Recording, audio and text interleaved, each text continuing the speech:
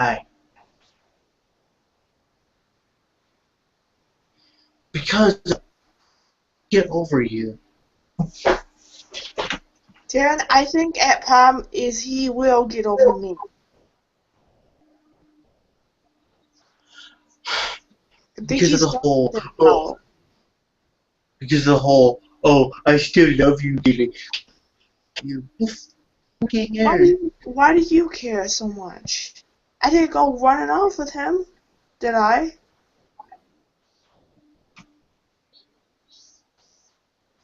Now, will you go find 71? Because I could have sworn I put it on your thing. Why do you even care, Darren?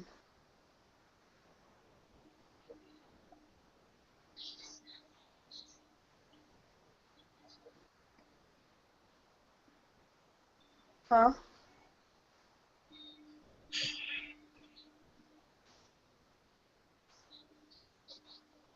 Why do you care?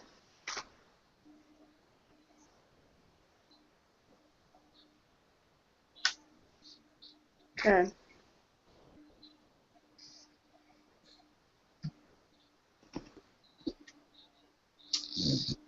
can you answer me? Why do you even care?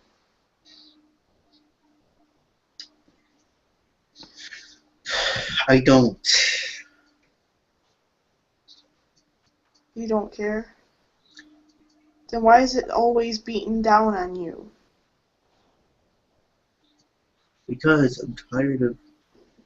So you do care. Why do you care?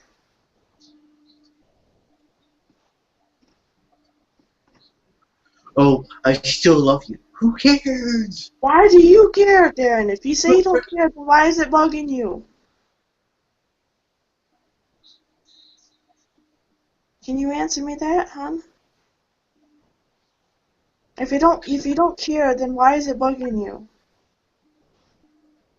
Because the guy's a freaking girlfriend. If he. She.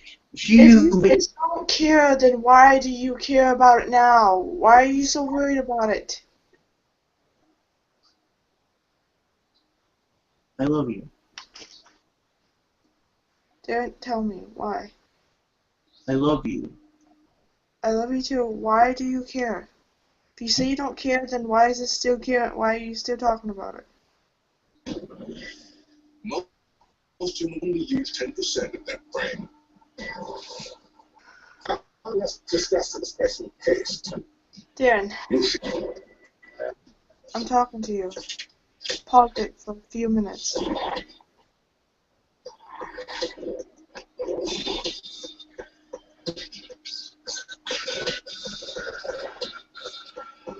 What happens when she Darren, reaches 100%?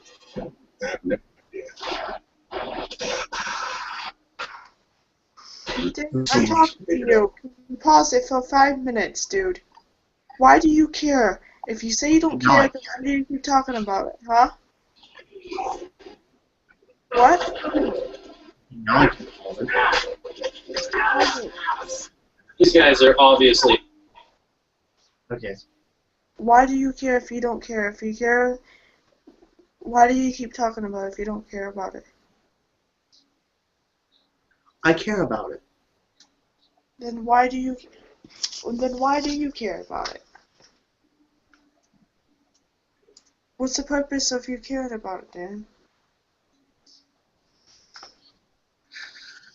He has a freaking girlfriend. And The guy shouldn't be doing, oh, I still love you, oh, I still have feelings for you. You have a freaking girlfriend. If he does this again, I'm gonna bitch slap him. why do you care so much about it? Who cares if he has a girlfriend or not? Why do you care about it?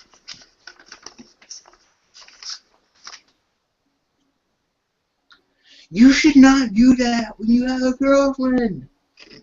Okay, we understand. Boyfriend or whatever. But why is it killing you over it, Darren?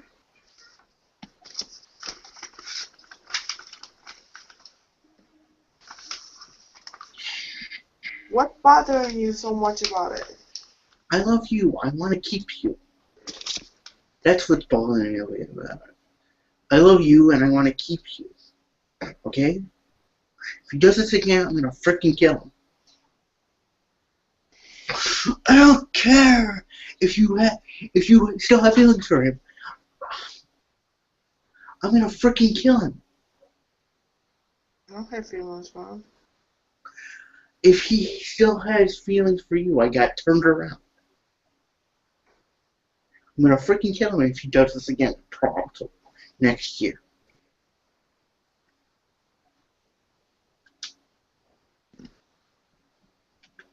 You know? That's what hurt me. Heat. He's a weirdo, and he still did that. I love you, okay? Love you too.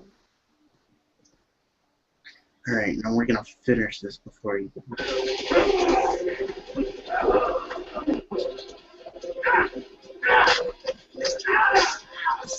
These guys are obviously much easier than the original people that we fought. And for some reason, Altair does not want to dodge.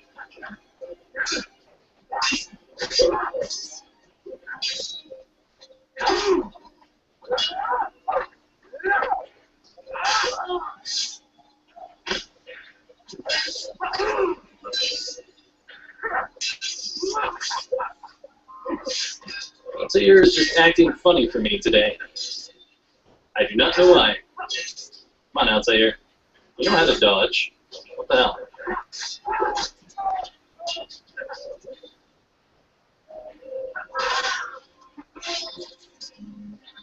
Alright, well, a bunch of wasted health trying to figure out why the dodge wasn't working. Were you afraid? I have stood before 1,000 men, all of them superior to you, and all of them dead by my hand. I am not afraid. Truly. What could I possibly feel? Look at the power like that.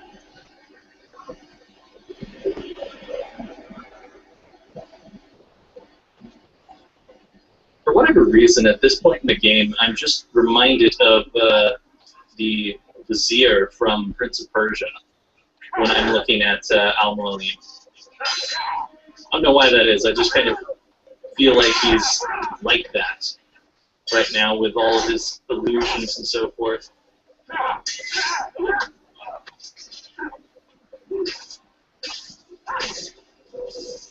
That's amazing. I can't believe I actually killed the right one first. Final words. You would like to Culverberry's skull foul, and all along is yours as well. I've never been much good at sharing. You won't succeed. Others will find the strength to stand against you. This is why, so long as men maintain free will, there can be no peace. I killed the last man who spoke as such. Full words, boy. Just words. Then let me go. I'll put words into action. Tell me, Master, why did you not make me like the other assassins? Why allow me to retain my mind?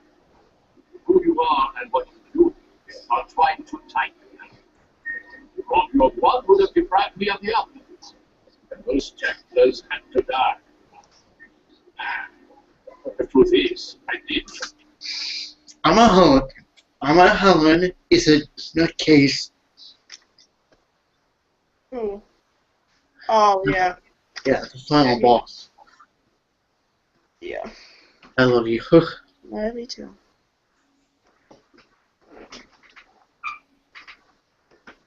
I love you, too, okay? I just...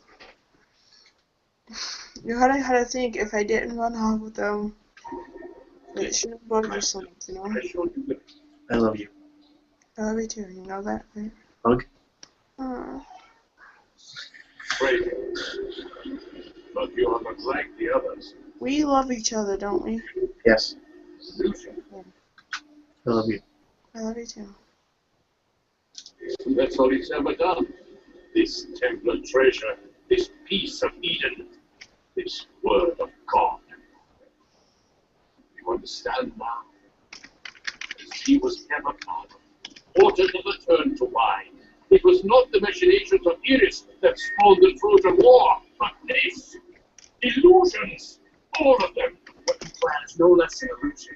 To force men to follow against their will. Is it any less real than the phantoms the Saracens and Crusaders follow now? Those craven gods who retreat from this world that men might slaughter one another in their names? They live amongst an illusion already. I'm simply giving them another. One that demands less blood. At least they choose these phantoms. Go through them, aside from the occasional convert or heretic. It isn't right. Now logic has left you. It is place to embrace emotion. Disappointed. What's to be done then? You will not follow me, and I cannot compel you. And you refuse to give up this evil scheme. Seems then we are at an impasse. No, we are at an end. I will miss you, Octavia. You were my very best student.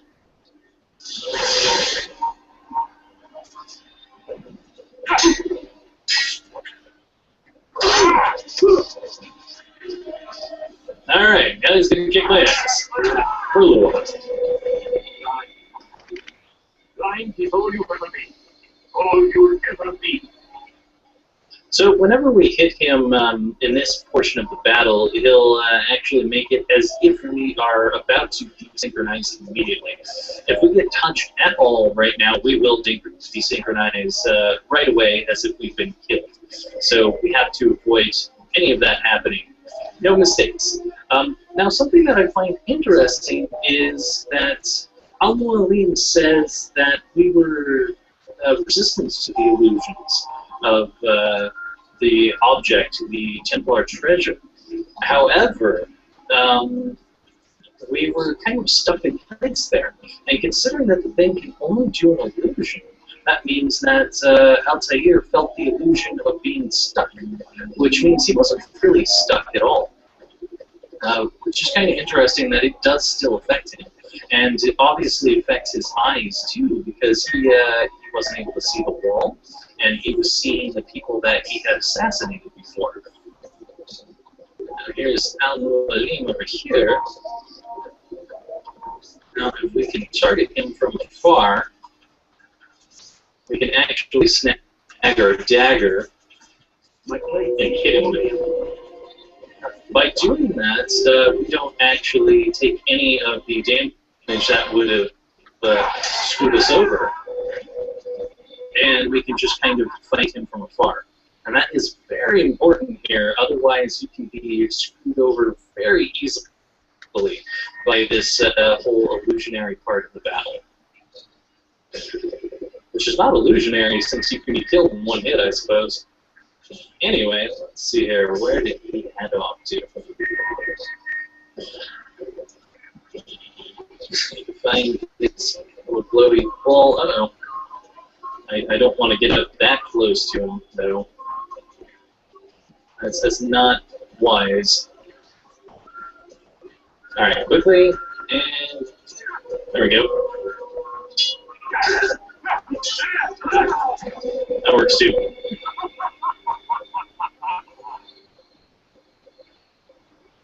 Alright, where did he go out to? I'm pretty sure at this point we should be able to assassinate him. If I can manage to get my blade out when he's up close enough. We'll see. Alright. Make sure that we're far enough away that I can toss a dagger in his direction. Come on. There we are. Alright, let's try the blade. Problem is getting the right timing. I'm probably going to get myself killed if I do this. There we go. Perfect.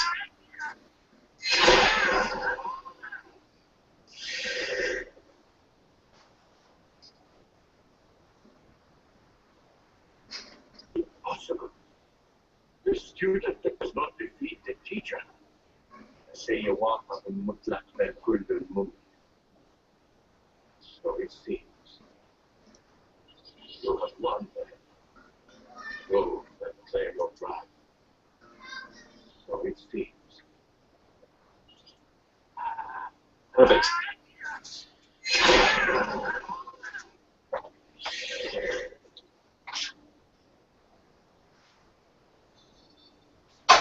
It's possible. The student does not defeat the teacher.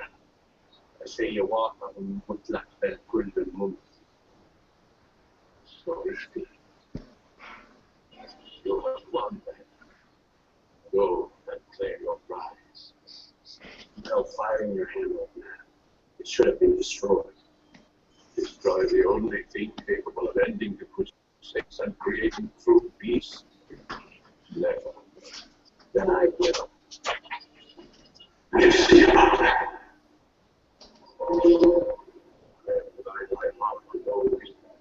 And to know that this is folly.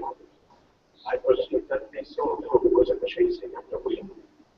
For even much wisdom is much greater. And once again, Ecclesiastes.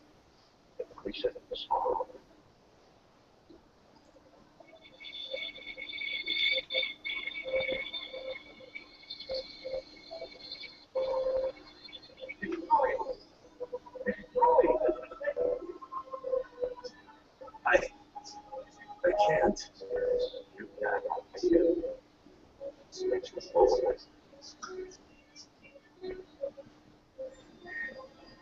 Try to remember all these points. These are where the pieces of Eden reside. And in fact, does relate to the ending of this game. Those are very important points. We got it.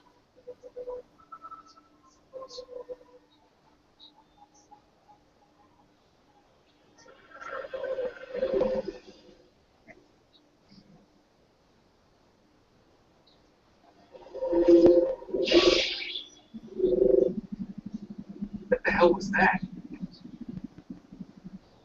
Well, we've got them. How many? At least half a dozen. We don't need them all. We should assume some amount of decay. I can't imagine they'll all still be functioning. At least two appear to reside on land masses that no longer exist. We'll dispatch teams to each site and determine viability. We only need one, after all. What about the rest? Collect them. Let's not leave anything to chance. Last thing we need is some damn survivor making trouble for us in the new world. And the assassin? We have what we need. Kill him. Wait. You know how these things work. I doubt we'll be able to walk right in. What's your point? We might need him. His memories.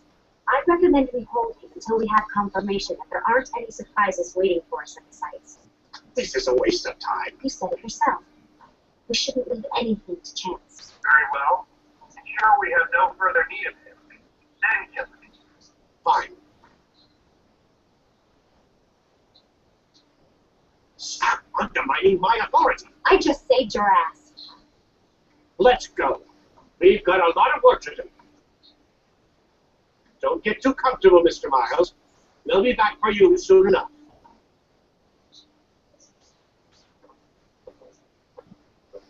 What the hell is that?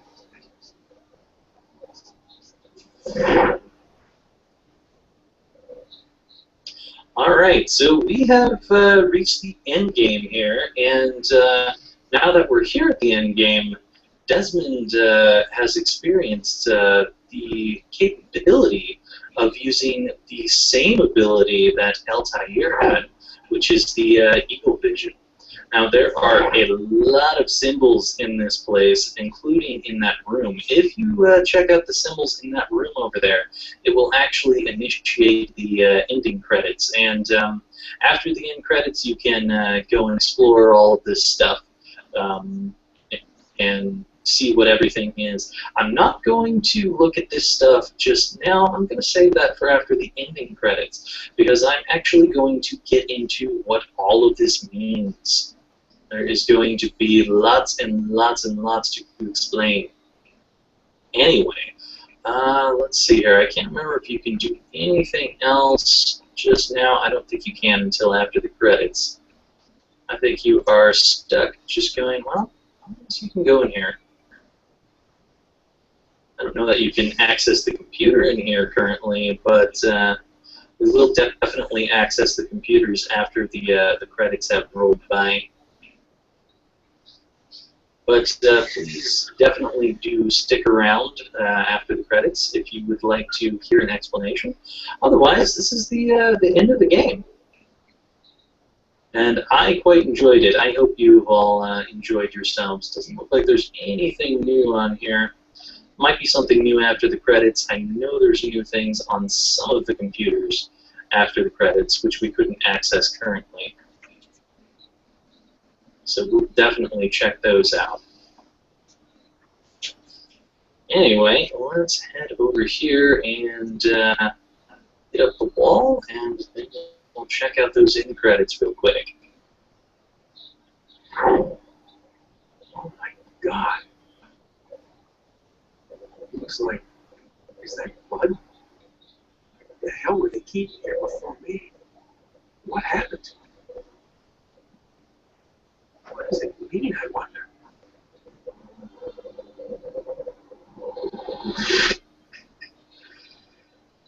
Alright, well, I hope you all enjoyed this. Gonna let the end credits roll here.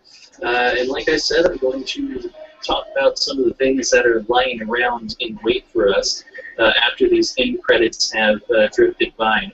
But honestly, for me, I really enjoy this game, especially the subtlety of what's going on behind the game.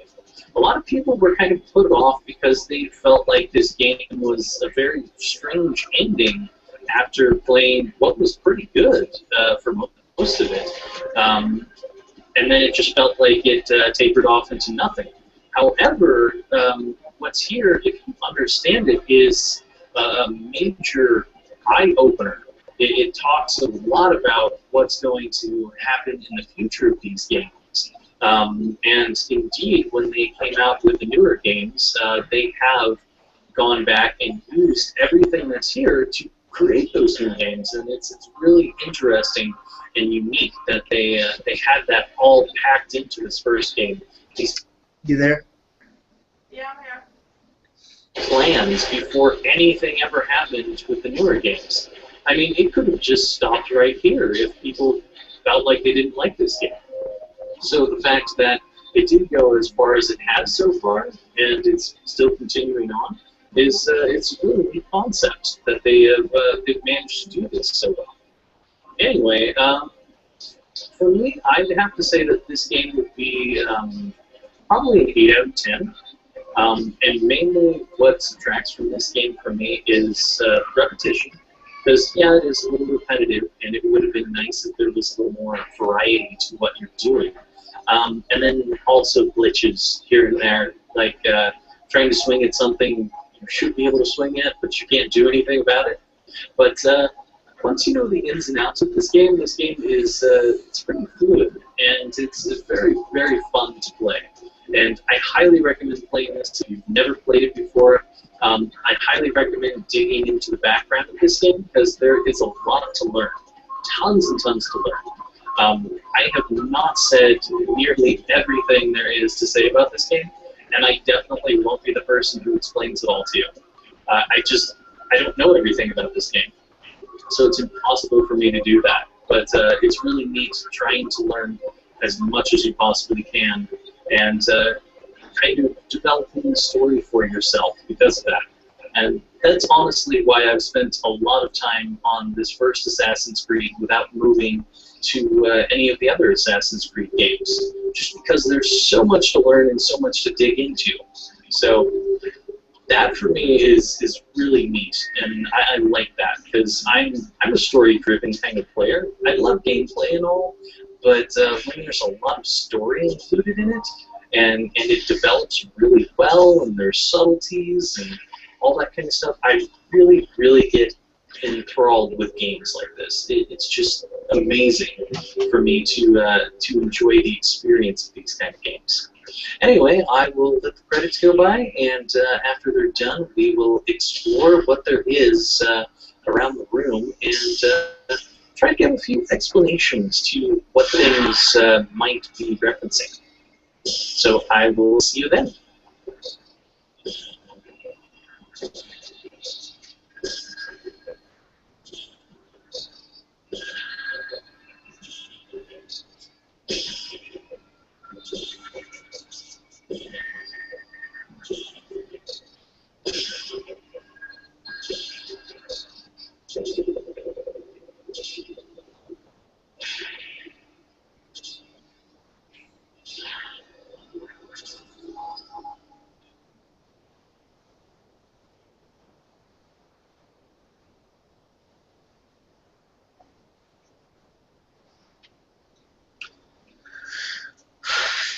Hold on.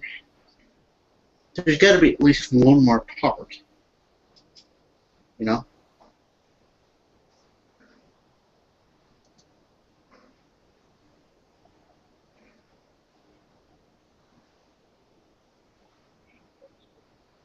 You know what I mean?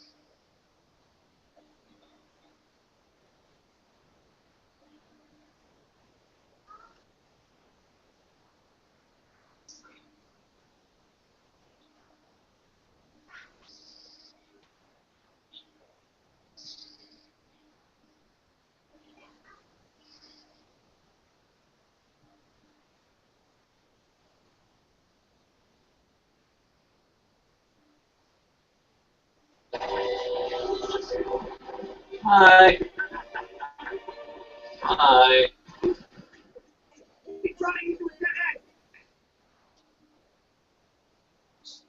Go ahead, run in the halls. Put your feet on the furniture. In cruisers. See? Okay. That was not part of it.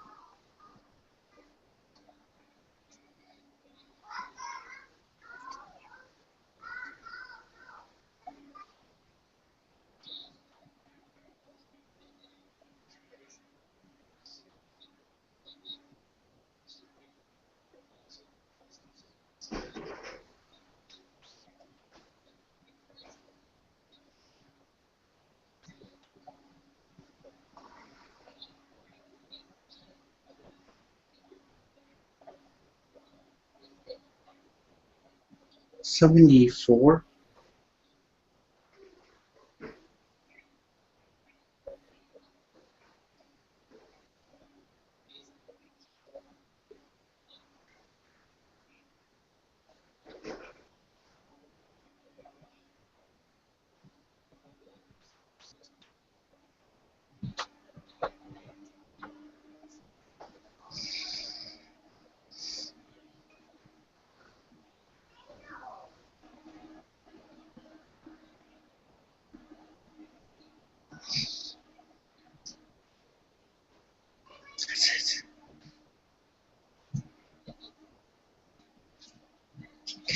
Yeah, I'll get it to work.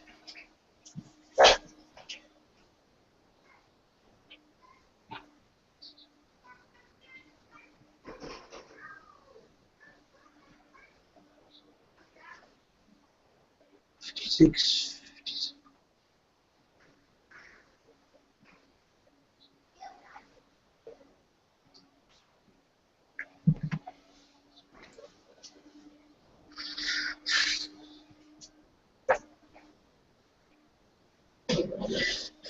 Most humans only use 10% of their brain.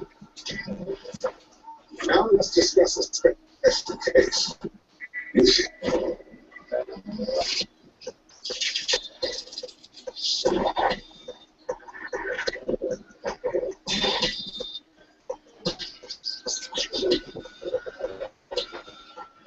What happens when she reaches 100%? I have no idea. Lucy. Still there? So I've actually turned off something in the graphical settings because these things glow very brightly if it's on, and it's very, very difficult to read anything that they're saying. For example, if we go in here with that graphic setting off, this stuff is fairly simplistic to read. However, if I turn those graphic settings back on, then you can see that things are extremely, and things that we could read before are kind of blurred out by the brightness. We can still read a lot of it, but there's some of it that just gets covered up by the brightness. I will tell you exactly what that graphical setting is in case you want to read this on your own as soon as we get back with that graphical setting off. So under graphic settings, the one that will make the words on the wall less blurry is PostFX. So I definitely recommend turning that one off if you want to even try to read the stuff, because it is ridiculously hard to do otherwise. Anyway, we will start off with the Chinese that is written on the wall. This I would not know whatsoever if it wasn't for actually researching this game over time, because I do not speak Chinese, I do not know Chinese whatsoever. So anyway, we are going to start with the first one, which I believe I am staring at almost center on my screen is under the Hunger Lies, the answers right there. Well, not that one, that's a little too far over. And I'm not going to point to each and every one of these because I will not probably point to the correct ones. Anyways, the first one is hearing is better than not hearing. Observing is better than hearing. Knowing is better than observing. And doing is better than knowing. So basically this is talking about the knowledge that Altair is building up over time, in my opinion, where he's heard things that he didn't hear at first, because at first he didn't want to listen to anything, and then he started observing the environment to become a better assassin once again. And then once he had observed, he started to know, and finally he became someone who could do what he should be doing. And in fact, in the end, did kill Al-Mualim for being against what he had learned throughout that entire time. The next one, which is very related to what I was just talking about, is you reap what you sow. So throughout the game, we have Altair learning all these things because of Al-Mualim. So what Al-Mualim is showing is Altair, who eventually comes back and ends up killing him for basically going against the principles that he was teaching Altair. So, you know, if you tell someone that these are the principles that you should be following and then you don't follow those, then you're kind of screwing yourself over, especially when you're training an assassin. He's going to probably come after you later. So that whole do as I say, not as I do kind of thing doesn't really apply when you're training an assassin. Anyway, next we have one who wants to read into his future needs to write his own present. So this one is probably talking about how Desmond is actually here right now and needs to think about his present circumstances to understand the future that is going to be happening very soon. Or it could also be referring to Altair in that he is seeing the future with the map that is actually displaying where the pieces of Eden are. And those pieces of Eden are going to come into play very importantly in the future, long after Altair is gone and it becomes Desmond's time. So, kind of interesting to look at it that way. Next we have, as a human being, if you want to know the spiritual realm of Buddha, you have to observe. You have to know that everything you see in the world comes from your own mind. So here we're basically talking about how there's been illusions and how the world. You like this? Yeah, I like it. World itself is coming from the I love you. of Desmond here. So basically everything was an illusion within the Animus. However, it did happen at one point and is within his own mind. And he gets to see all of that within the Animus there. Now that also works with Altair in the final battle because technically he's probably not moving throughout the final battle until Al-Mualim puts away the piece of Eden. He's just frozen in place and fighting in his mind, which is why he's seeing a lot of illusions like the people that he killed as the game was progressing. So a lot of interesting subtleties there with that one. And then finally we have one who does not forget what was before, is the master of what comes after. Now this is obviously referring to the Animus and finding your memories so that you can actually influence the future with those memories from the past. Now there is a couple of things on here that are in I believe Arabic, and the one over there on the side is in Hebrew, if I recall correctly.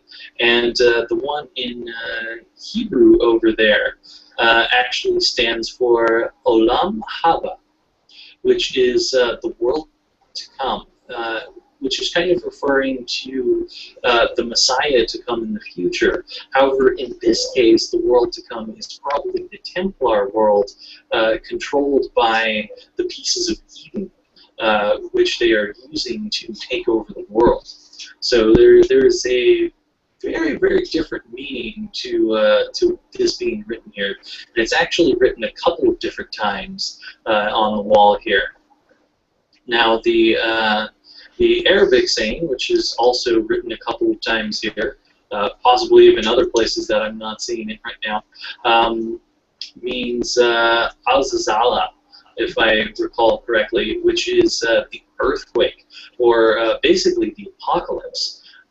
So it's an ending to everything, and we're probably talking about the way that they are attacking the world and controlling their minds is an end to humanity as we know it. It's changing what the world is going to be.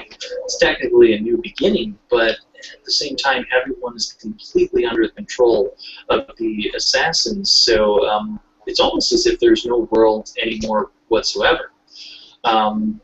All right, let's see here. What should we go to from there? Okay, let's go with I've entered the abyss and never returned. So for this one, entering the abyss is probably entering the animus to enter the abyss of your memories.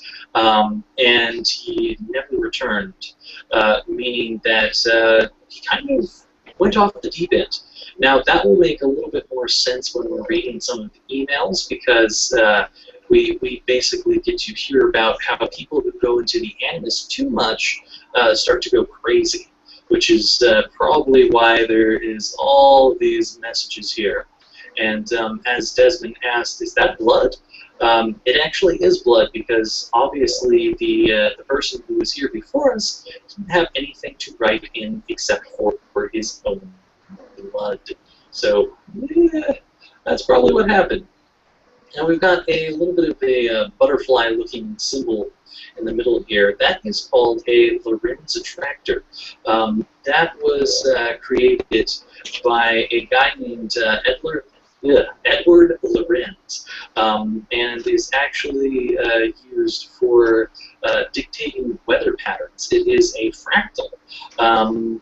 And basically what he determined was any little change in the variables that he made with the Lorenz attractor equation actually changed everything significantly to where he found out that he couldn't really predict weather patterns beyond about. Sorry if I'm being quiet, guys. I'm just trying to understand. Yeah. I love you, Sorry if Dan. I'm being, you know what I mean? Right, I love you, Dan. Me too. 7 days because of it. Because just a tiny little thing that seems insignificant Can I could tell you something? change everything entirely. Now, this Yeah. is...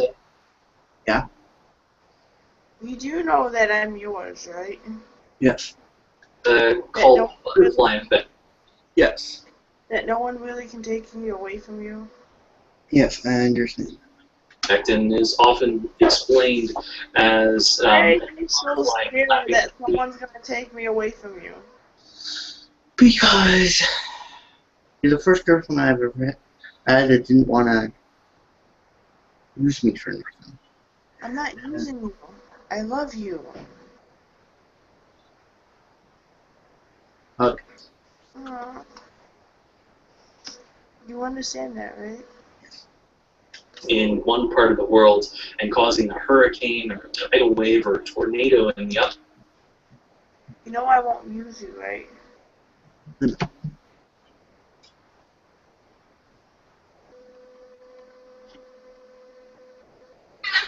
at them. Freddie Benson. We're in the middle of the show. I don't care. You have some explaining to do. Can we talk about this later? Sam, don't take it. Come on. This is very fun to watch. What's so important? Maybe you'd like to explain the contents of this bag. What is that? Oh, you don't recognize this asparagus that I put on your dinner plate? Don't shoot this. Sorry, I can't hear you over this embarrassment. Mom, please leave. After you finish your vegetables. Oh my God. You better finish that with Gosh. Dear gosh, please make her leave. Dude, just finish your asparagus so we can get on with the show.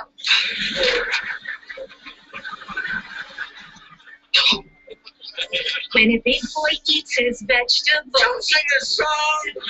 In 5, 4, 3, 2. I'm embarrassed.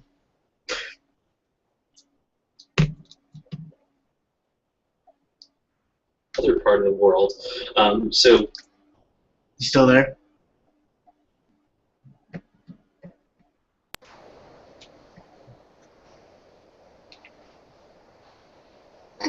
Hey, Dan. Yeah? Why do you think I'm gonna leave you? I don't know. Are you just scared because, Melissa?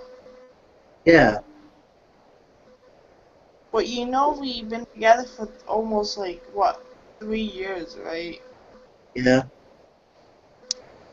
What's that tell you? That you're gonna stay with me forever. Yes, so why are you getting worried about anything that's I love you. not going to happen? I love you too. Me and you forever? Yes, me forever.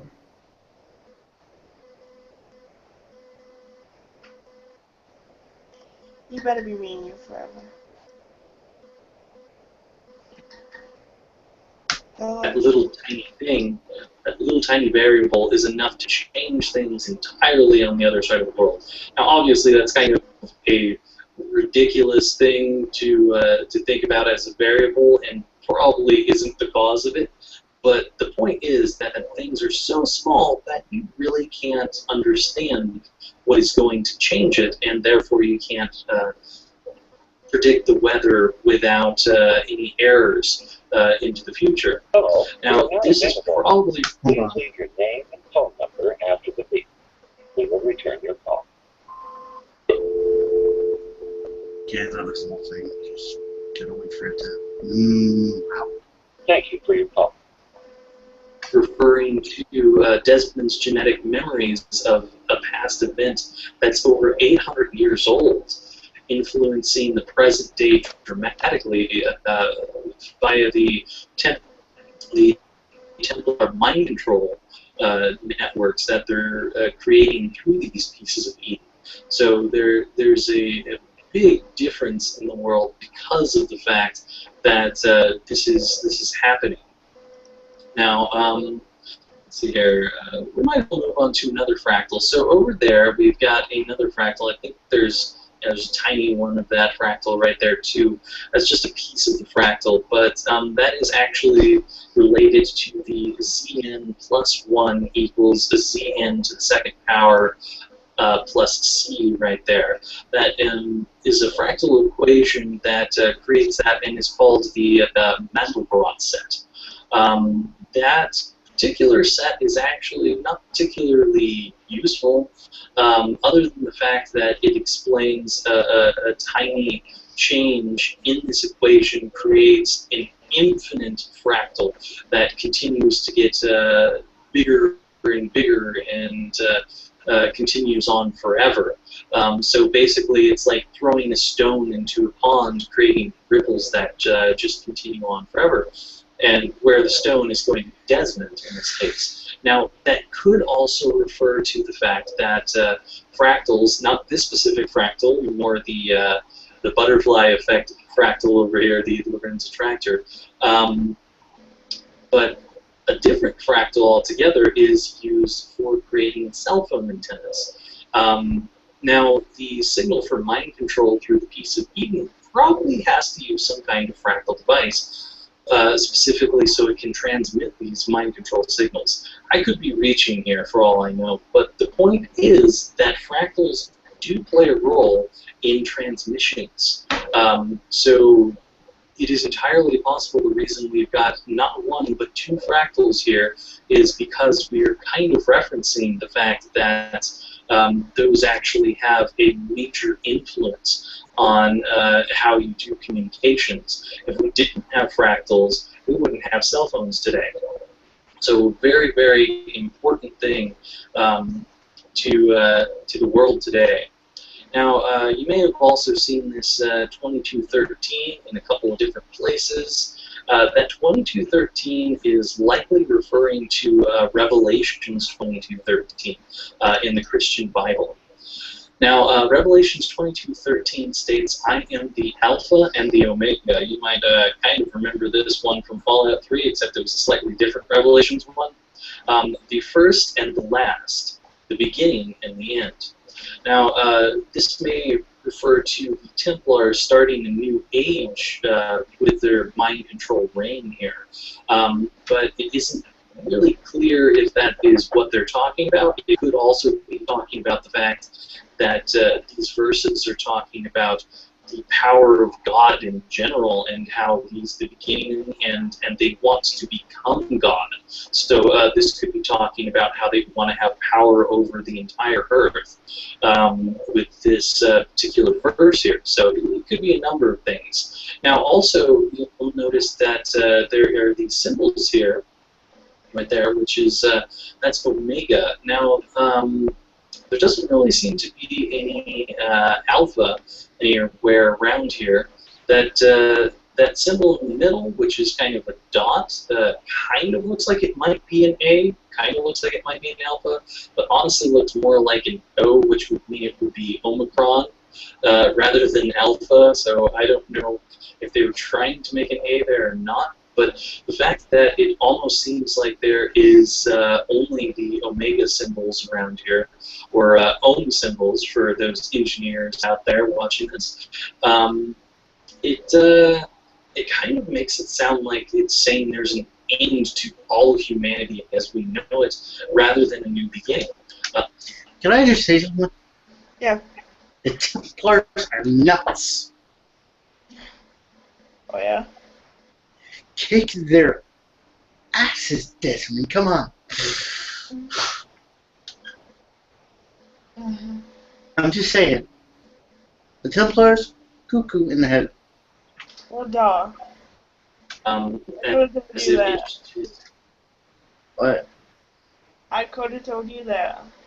Completely an end. There's nothing to be seen after that.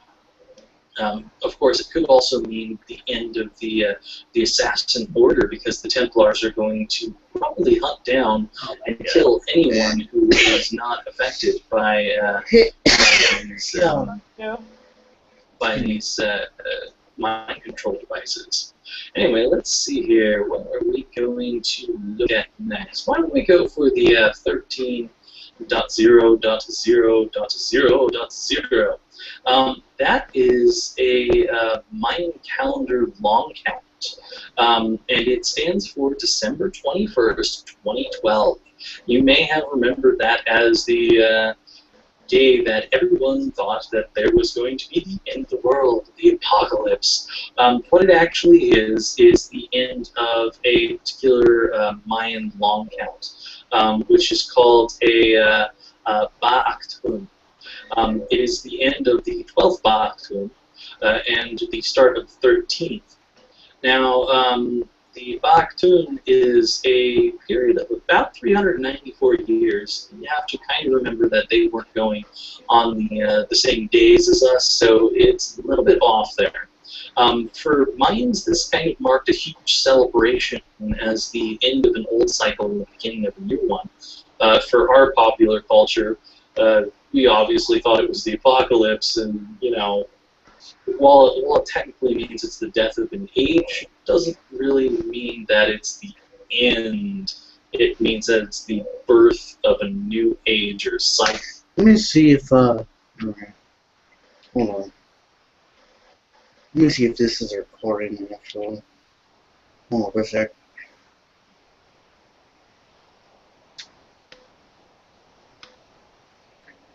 Because what I don't want is for me to go through all this trouble and to have it not record. You know. Right.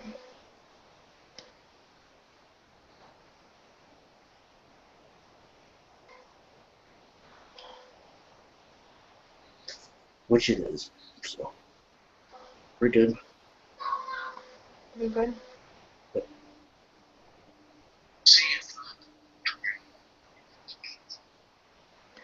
Yeah, which it is, so it's great.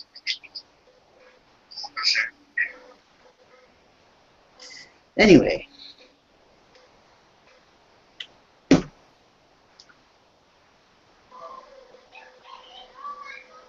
the same time.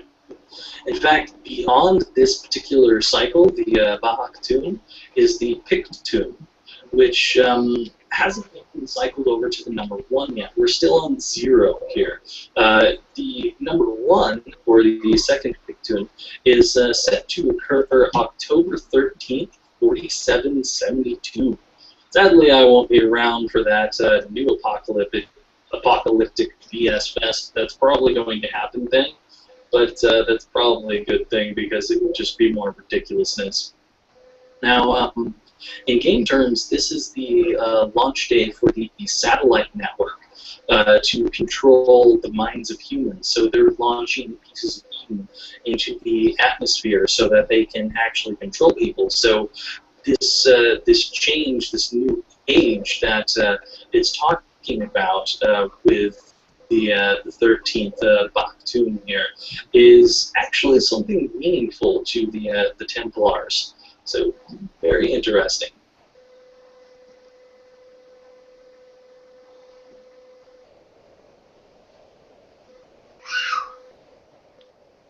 Okay, let me go.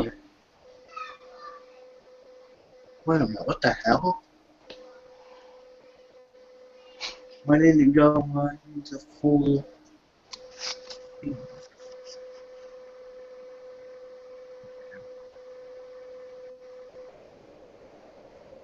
Hold on, I gotta go down here entirely.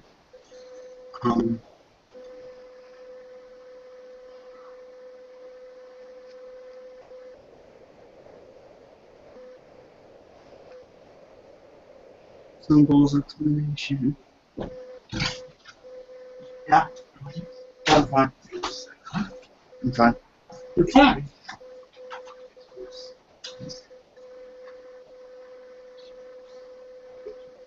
Do you need me to do anything?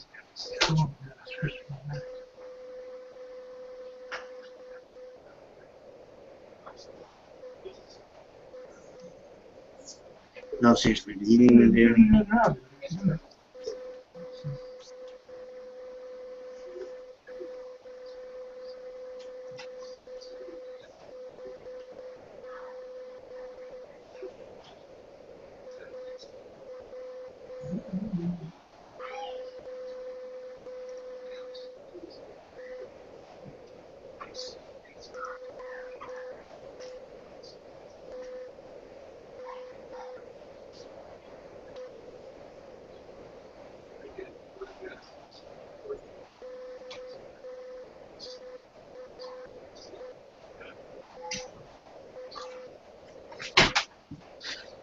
What you doing?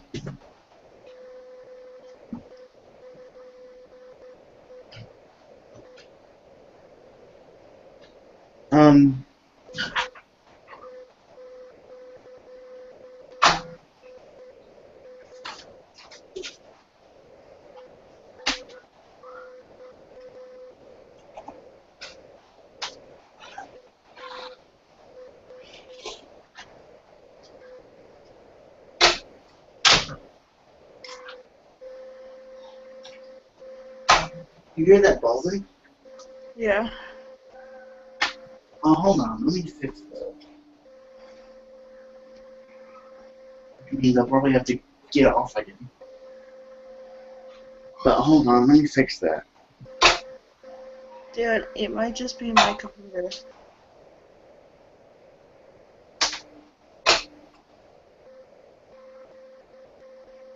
Yeah. Because my computer makes Well, it. get off and, like, let me test it.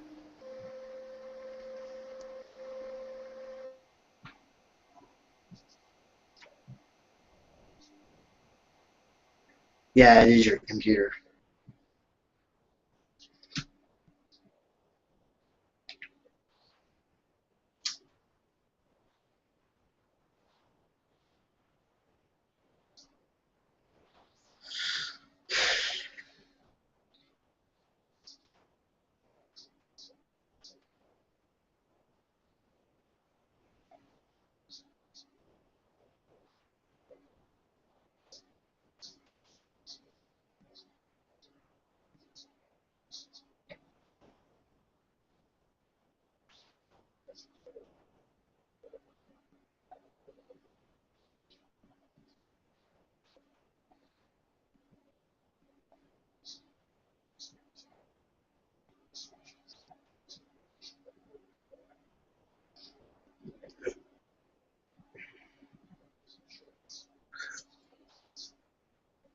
Yeah, it is your computer. Come back on.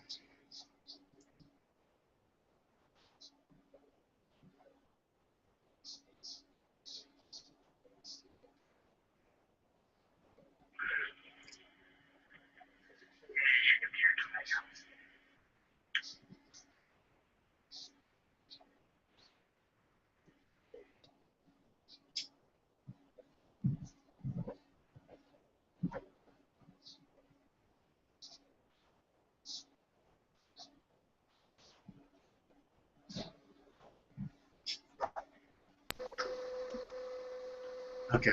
It was your computer, I guess. It was. Wondered what that problem was. See what I mean? Yeah. Darren. Yeah. You still want to win? Yeah.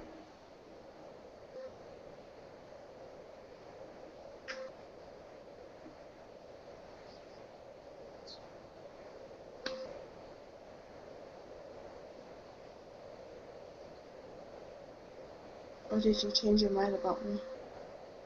I still want to marry you, yes.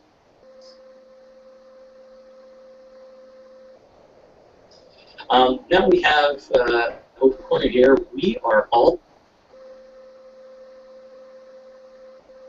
Las niñas, es mi hija. Todavía lava como le enseñé hace 15 años. So how's papi? Papi es bueno, que manda salud. No le he dicho que ya cambia diapers. Es un detergente 3 segundos que deja mi ropa impecable. Oh, really? Remojaste las manchas y pusiste 2 tapas de detergente.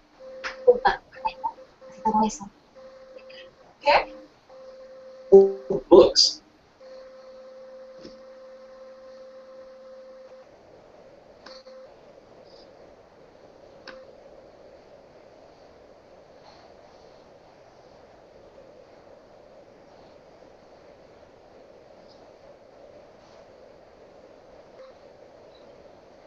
Containing thousands of pages, and within each of them, over in the corner here, we are all books containing thousands of pages, and within each of them lies an irreparable truth. Now, an interesting thing here is the irreparable right there is spelled in caps. So another part of it is that the parable part of that almost looks like it's slightly bigger, as if saying that all of these are symbolic of something else, and you're supposed to derive a truth from each of them. Anyway, for We Are All Books, that's referring to Desmond and the other subjects who have been coming in here. And containing thousands of pages is actually talking about their genetic memories. So we're looking at the genetic memories of the past to read the book. And the truth that we're seeing within those memories is a parable for what is happening. So while those memories may not be perfect to what happened, they symbolize what is going to happen, and that's where the person who is writing all of these is getting most of his information likely. Or he's just going completely crazy, so you know, we can make whatever we want of this, and it could mean anything whatsoever. Let's see here. There is a lot of the 13s here. There's an unfinished 13 over there. I don't know if that's meant to mean anything else specifically. If I could say that word, that would be cool. But I'm guessing it's probably just an unfinished 13 for the Mayan long count right there. Probably nothing else. It could be something else, but probably not.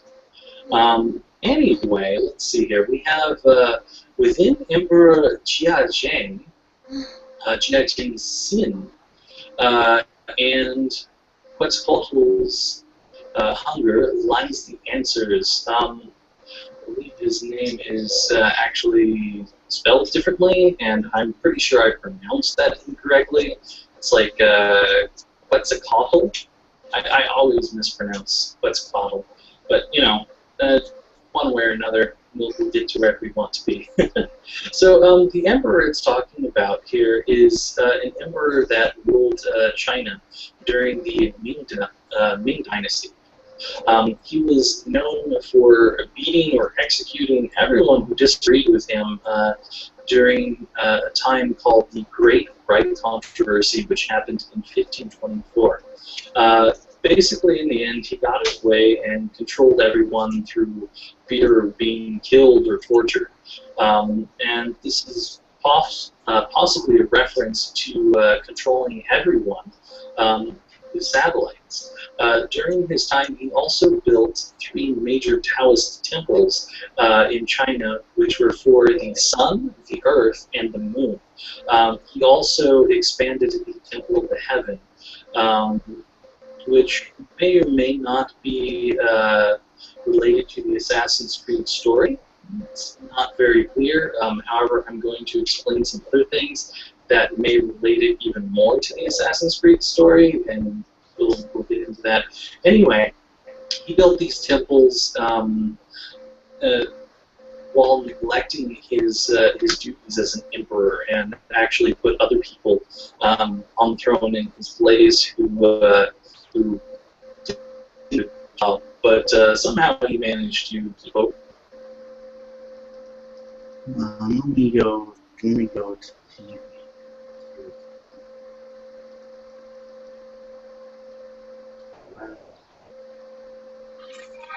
Peace and love, peace and love. I want the cheese for breakfast. We want the cheese for breakfast.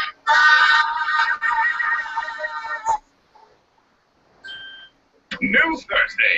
I'll be bad at everything else. Yes, and everything else. What? You are gonna wear a shirt like a normal human being. I think we ran out of gas. And the wheels fell off. The last thing this park needs is other workers standing around doing nothing all day. That's already Mordecai and Rigby's job, am I right? I heard that. New Thursdays. Thursday at 6, 5 Central. Only on Cartoon Network. Weekends are the best. But now they're better than best because we turn weekends into sneaking. Hi there, matey. Richard, why is the engine compartment full of marshmallows? Not only is it full of the latest episodes of your favorite shows, we're also showing you sneak peeks of brand new How's that for better than best? So beautiful. Sneak In, Saturday and Sunday mornings starting at 8:30, 7:30 Central On Cartoon Network. Coming up next, more Teen Titans Go on Cartoon Network.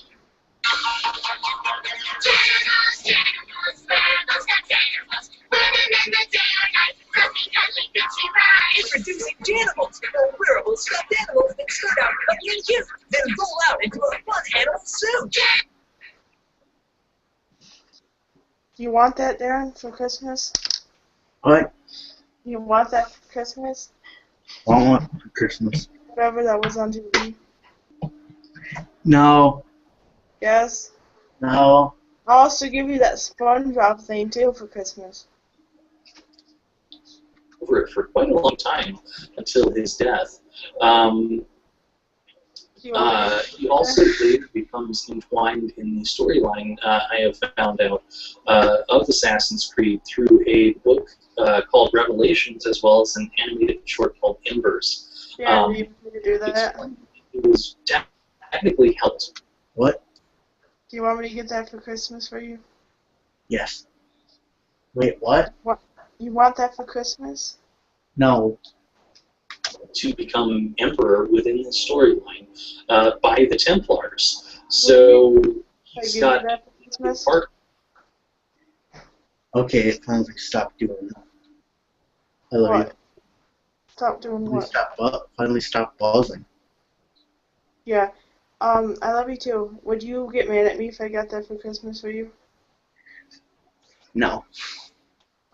What would you do? And Laugh.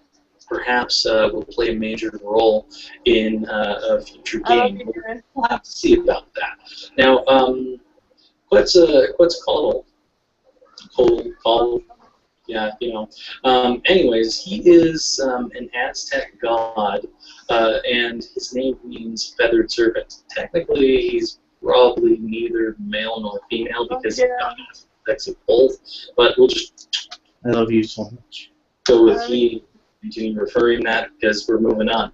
Anyway, as he is a flying reptile, which is kind of similar to a dragon, he was actually considered like a boundary maker between the Earth and the sky, which once again may refer to the satellites being in the sky. They're kind of the boundary up there, and also a control in their plan.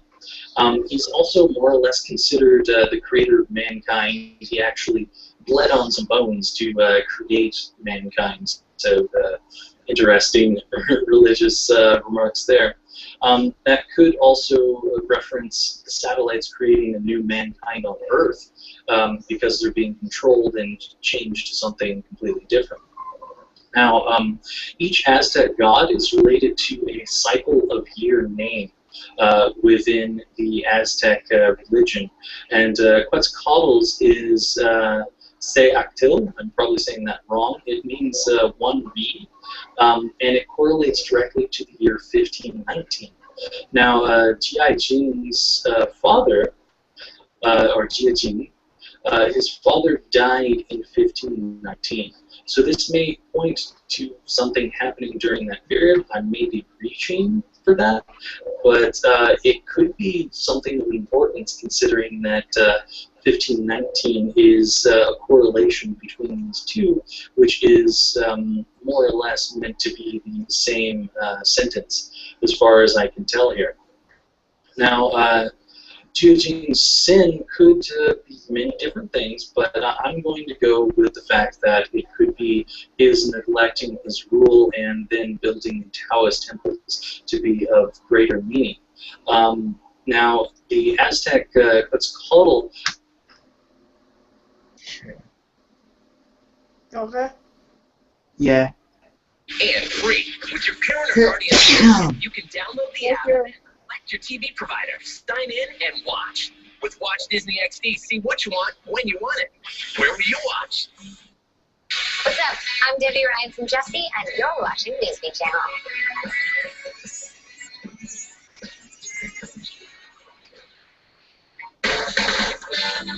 Okay, so this is where my booth for your school carnival is going to go. I know your mom usually raises a lot of money with her Thanking for Diamonds booth, but I have a surefire moneymaker. And what game of dance will you be running? The bottle ring toss. This is where you're supposed to go. Awesome! Cool! Wow! Jessie, I love you more than anyone else in the world! Awesome. Cool! Wow! Jessie, I love you more than anyone else in the world. Ow, ow, ow. Hello, Jessie. Walking in the park again? I'm surprised someone hasn't scooped you up and put you in a plastic bag.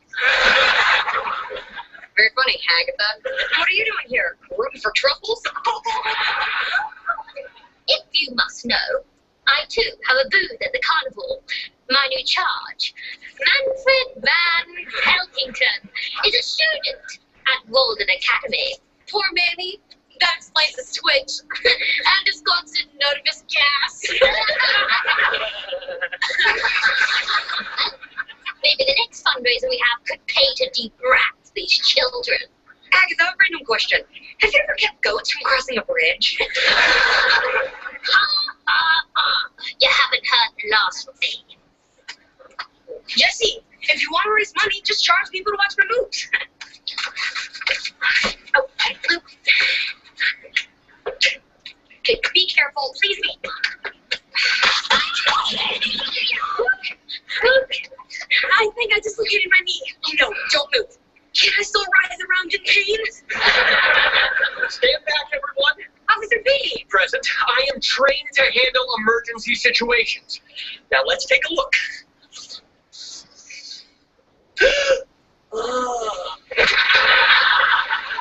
He wonders why they won't let him near a crime scene.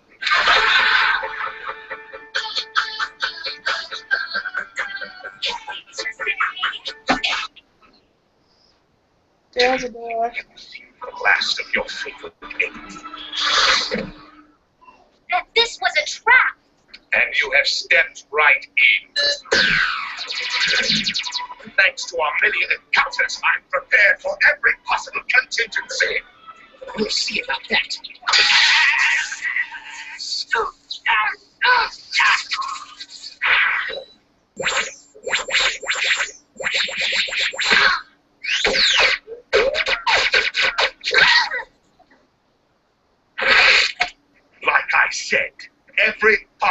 contingency. What do you want, Brother Blood? What I want is simple. Control over the Titan's Tower weapons arsenal. Sorry, but I designed the system so it can only be used by us. Which is why I require your voice recognition codes.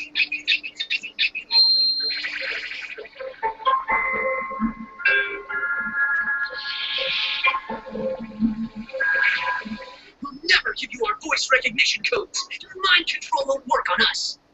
While I know I can be very persuasive, I thought this would be more fun.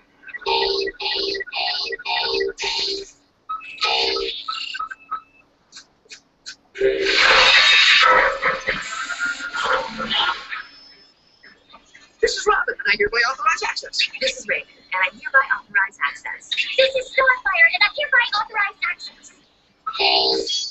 But I was really looking forward to using this. To spend a lot of time making it. I know his name. I know his name. We do not like the torture. Yeah, that looks super uncomfortable. Besides, you still need Beast Boy and Cyborg's authorizations too, and they'll never give it up. I assure you, they will sing like birds. I kind of doubt it. Not today. Trust us. Then you underestimate me and this machine. Call on the talkie.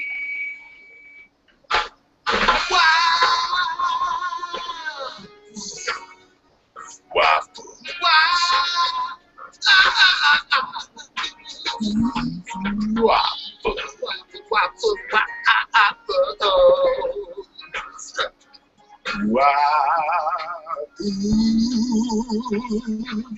Waffle, waffle, waffle, waffle, waffle, waffle. Hello, Cyborg, Beast Boy. I have some unfortunate news. I've captured your friends, and if you don't surrender immediately, you'll never see them alive again. Waffles! Indeed. Wait, what did you just say? Waffles! Waffles! Am I coming through clearly? You understand I am making a serious threat, right? Waffles, waffles, waffles. You're messing with me now, aren't you? Waffles! Look, you know where to find me, and don't try anything foolish, as I'm prepared for every possible contingency. Waffles! Waffles! Waffles!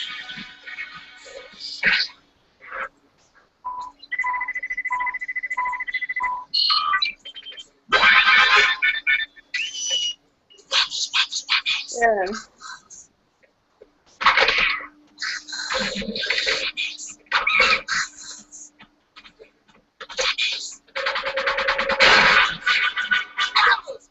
I am really impressed at your commitment to this game. Glad you could join our little party.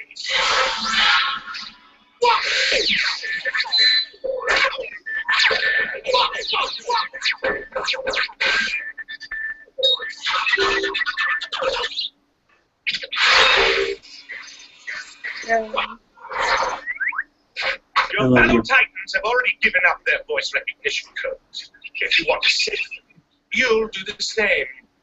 Waffles. Last chance. Waffles. Waffles. Okay, stop saying that. It's getting very irritating and it's not funny at all. Yeah.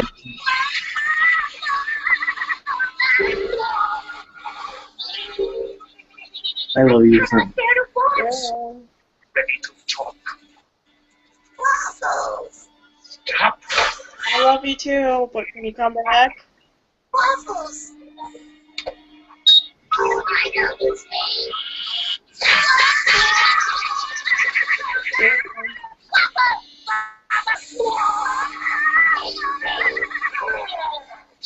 Waffles.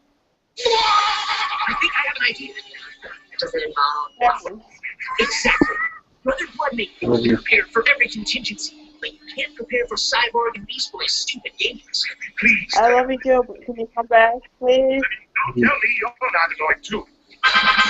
Waffles. Oh, come on. You know. Aaron.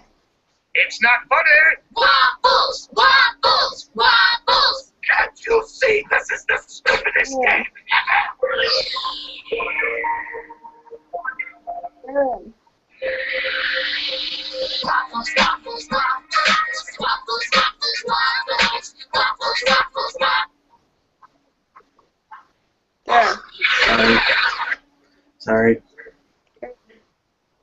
What are you watching? Waffles. Teen Titans Go. You know you can get all that stuff on Netflix, right?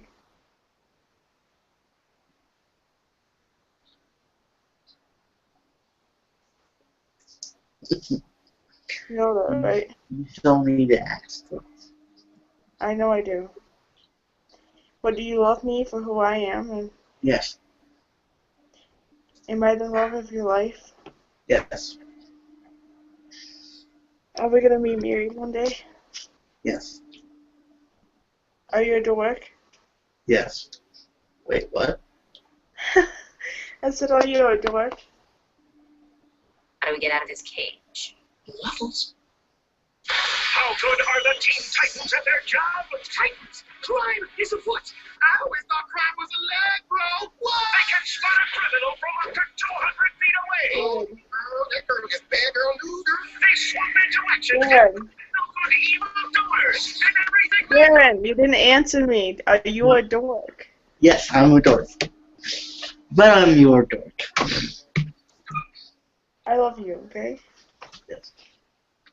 Actually has a Mayan counterpart who is named Kulakumatsu. Love you. This Mayan god actually had another god who was in his mouth as he would fly across the sky. And this god was Tokyo, which is the god of the sun in Mayan religion. So we could almost say that Quetzalcoatl's hunger could be the sun. And Emperor Jie Jing's sin is building the temples in effect because he's not actually taking care of the cities. So that might point to the Temple of the Sun. Now, if we actually look at the map that's spinning around on the globe in the final scene, you guys may have to go back to this. You will see that there is a point on that map that is in China, which could mean that. Aaron, can I ask you a quick question? Yeah. What did you pick for Tuesday? What did you pick to eat? Hamburger. Hamburger? Yeah. Okay. What should I eat? Hamburger. What was the hamburger too? Yeah. Now, you can keep another action. The blaster's like the rapid madness. It fires 20 darts in seconds. And the twisted spinner with rotating barrel. Both come with smart stick targets and pop-up blaster shields. So you can catch and reuse your opponent's darts to keep the game going. So, what you nail or fail it, have a blast with Boom Code. Each blaster comes with darts and a smart stick target. Blasters, bandoliers, eye gear, extra darts, extra smart stick targets, each sold separately. Boom!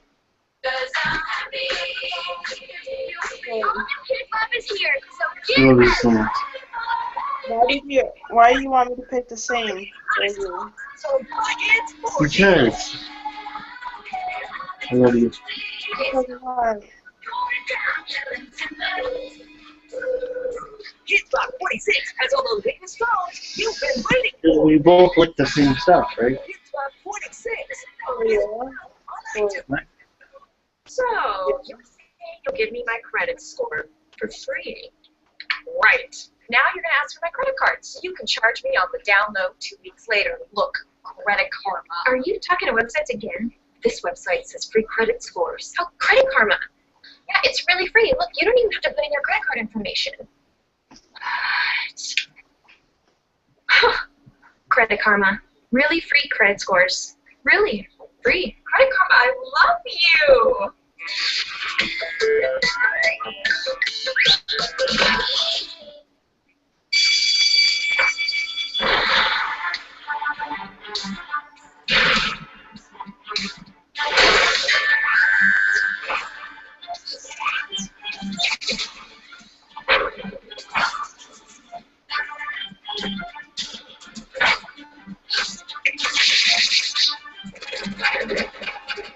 You guys guys leaving at 4? Yeah, we're getting ready at 4. Oh. But do you know exact time you're leaving?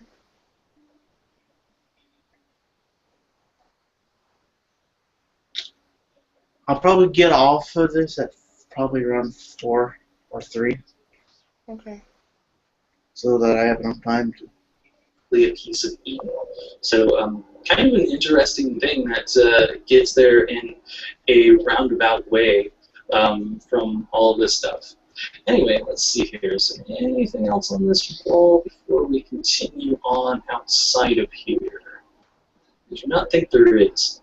There's going to be lots and lots of talking. I'm sorry, because this is just going to be the way it is. There's lots to explain.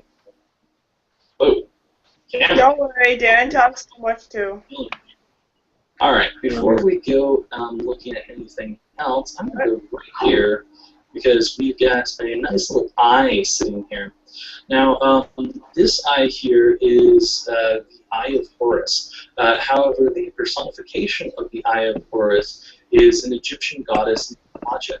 She is also a sun deity that is depicted as a woman with the head of a snake. Now, if we're going back to Quetzalcoatl and his alternative version, who has the sun god in his mouth, now we've kind of got a combined version that is not the flying serpent any longer, but is still a serpent and is also representative of a sun deity. So this even more kind of points towards the Temple of the Sun possibly being something very important to everything that's going on. I can't really say for sure, but it's entirely possible. Anyway, let's head on up here.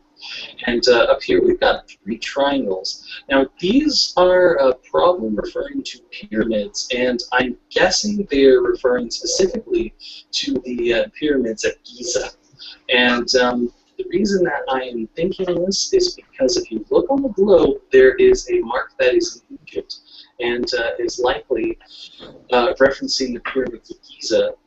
So to that end, we're probably seeing that there is going to be another piece of Eden located at the pyramids of Giza. Alright, let's see here. What else do we have here? We've got a nice big old picture over here, if I recall correctly. Alright, so we've got Yonaguni here. Yonaguni is an island that is off the coast of Taiwan, and it has had its sovereignty disputed over Japan, Taiwan, and China alike, even though it's just right off the coast of Taiwan. So technically, if it were me, I would say, hey, that's probably Taiwanese territory, but apparently everyone wanted it. Now, a piece of Eden is denoted in Japan. However, there is no piece of Eden that is denoted off the coast of Taiwan. So what Yonaguni may be referring to is anyone's guess as far as I'm concerned. I have no idea whatsoever about these ones. You can tell me if you have.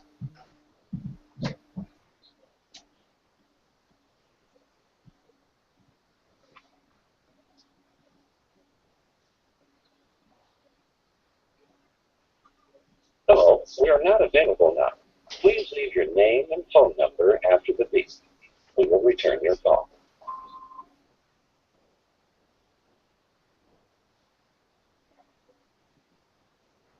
Thank you for your call. And to know what this might mean, there are lots of guesses online. From what I've heard, there's people who think there's a piece of Eden here. There's people who think that there might be something here that leads to more pieces of Eden. There could be some kind of secret here. There could be another artifact that is not a piece of Eden whatsoever and is something else completely. I don't know. I cannot really tell you that one way or another. So that one, sadly, I can't explain. Now, we're standing directly over what is a pentagram. Now, this pentagram actually has its origins in Roman culture, and well, yes, in future culture, it has been used as a satanic symbol, and also has been used as a Wiccan protection symbol. Its original origins from Roman times actually presented as Venus. Now, interestingly, Quetzalcoatl, in his the end of his life, immolated himself for doing something he abhorred, and I won't get into that because you can figure that out yourself. But oh God, he became the morning star. What? I just realized what he did. Oh God. Which is also known as Venus. So perhaps Venus has meaning to either the pieces of Eden or some other artifact altogether. I do not know. But there's two references possibly to Venus based on these two things. So I'm not really sure about that one. It's very interesting, and I can't be sure about it. I'm going to wait to look at that thing that's on those stairs, and first we're going to look at this. Now, this is kind of hard to see because of everything being white. I'll try to get a better view here, but these mountains here and what is probably a valley, while a very crude drawing, might be a reference to Machu Picchu. And that, which that might be a reference to. I don't know. Yeah. Born yesterday. Kind of. Yeah. Cyborg, you are hereby forbidden from ever seeing Cheeks again. That goes for you too, Chicks. Whatever this is, it's over.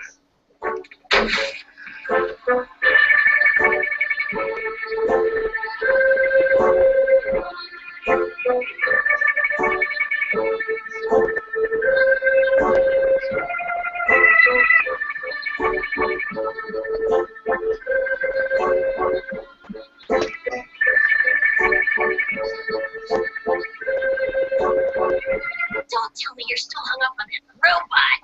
Of course not. He's my enemy.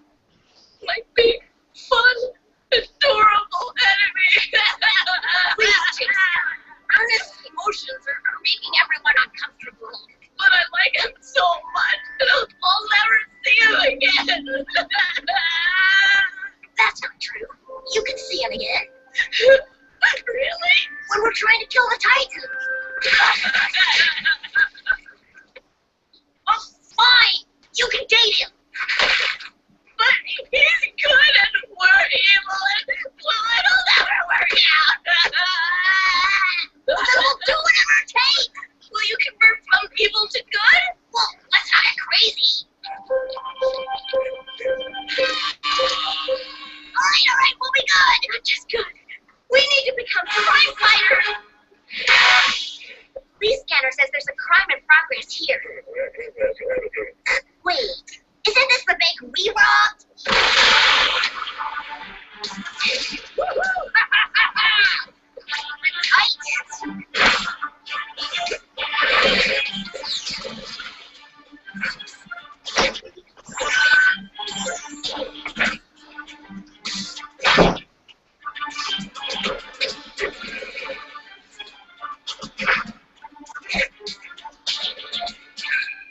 What are you doing?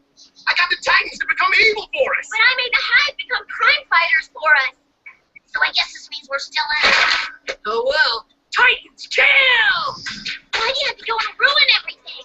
I did this for you. Told you guys it would never work out. Stick a worm in a little birdie. Hey, don't you talk to my leader like that. I'll talk to your leader however I want. Because he smells like celery. At least my leader isn't a 5-year-old in a jetpack. I never want to see you again. Well, I can't wait to see you behind bars. You've both finally come to your senses. Yeah, let's ditch these losers and go home, Jinx. I guess this is goodbye. I guess so. Unless you would have robbed that bank on 3rd Street next Tuesday, say.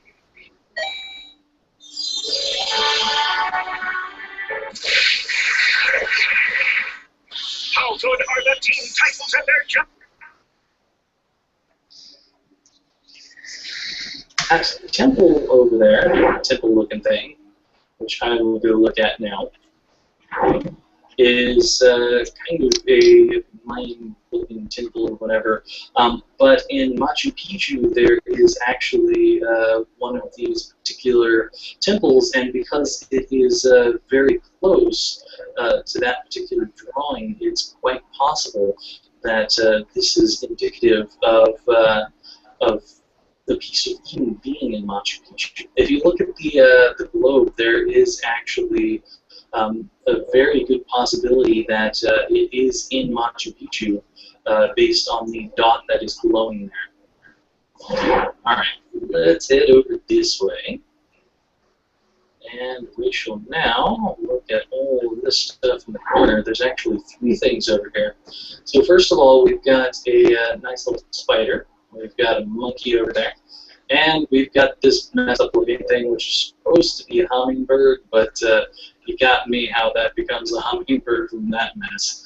I think it looks better in real life. This actually refers to the Nazca Lines, which is down in Nazca, Peru. Now, Machu Picchu is also down in Peru. A few people have said that these being here means that there's a piece of Eden here, and I beg to differ. So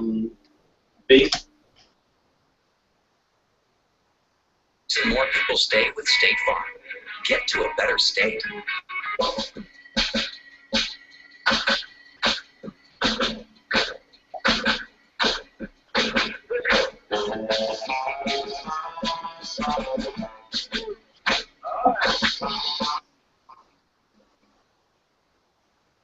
Alright.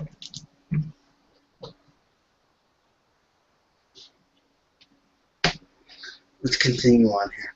On the map, at the very least, there could be a piece of Eden that is just not on the map, but I can tell you this for a fact, that where the Nazca Lines are is not where it's denoted on the globe in that final scene. So I'm guessing more along the lines that there's a different artifact here, or this points towards the artifacts at Machu Picchu, which are probably a couple hundred miles away, but pretty close to this in relation to other things that are around. Alright, let's go over here and check out these. So this is the Borromean rings. What these rings are about is all 3...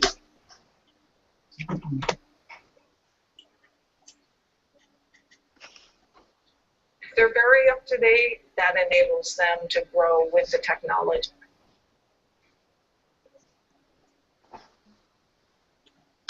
Rings are linked at any given time. However, if you remove any one of the rings, any one whatsoever, then all of the rings become disconnected. They're all unlinked because none of the rings are actually directly linked to each other. This isn't technically possible with actual circles. However, in real life, we are capable of doing this with rubber bands or any sort of thing that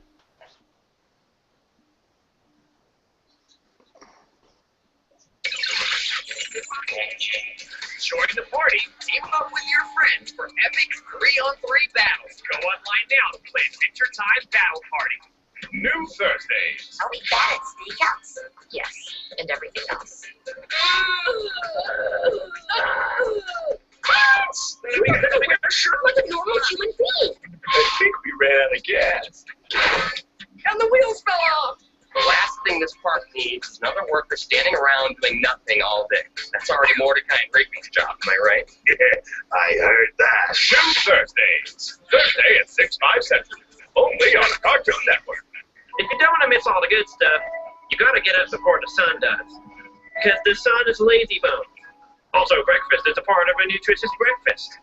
Probably the president. I'm just a friendly boy. Great. Just be my friend, okay? Alright, guys, take it easy. You're gonna break my head. I'll have fun with anybody. See, into the front hole. What about the fun dungeon?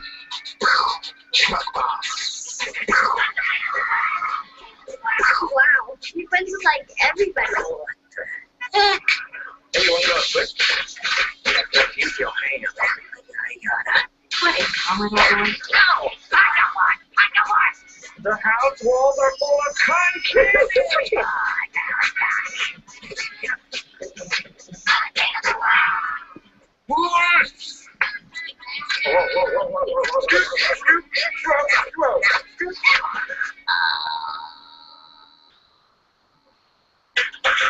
The burgers here are good, the chicken nuggets good, the fries are good, and the soda pop is good.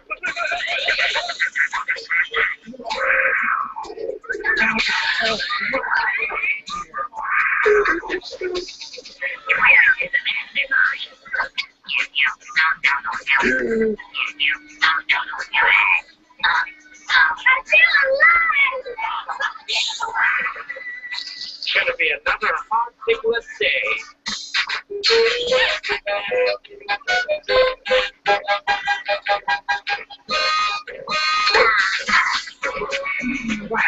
Playboy. Come on, get in here, join the house for Where's it? new episode, Thursday night at 6:45, 5:45 Central. Only on Cartoon Network. Well, that was exciting.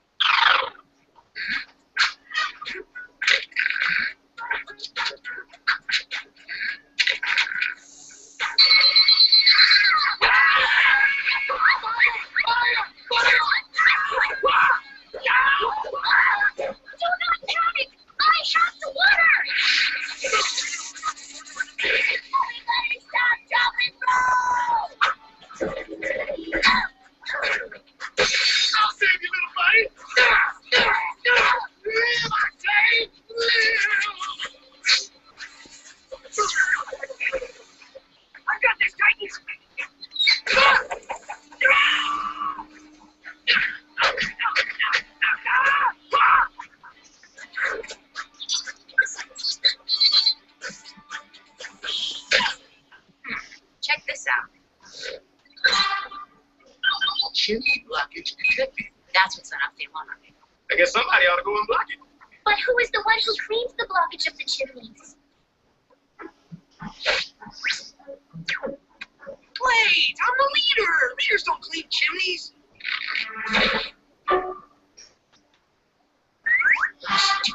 Stupid blocky chimney. Now, let's see what's causing the trouble. Oh no, mockingbirds. What are a couple low-life, filthy mockingbirds doing clogging up my chimney? Why can't they be more dignified? Like the majestic robin, the aristocrat of the bird world. Time to take out the trash. Hey, mockingbirds, get out of my chimney! Oh, mocking the Teen Titans team leader, huh? Bad idea! Oh, That's not quite a real circle.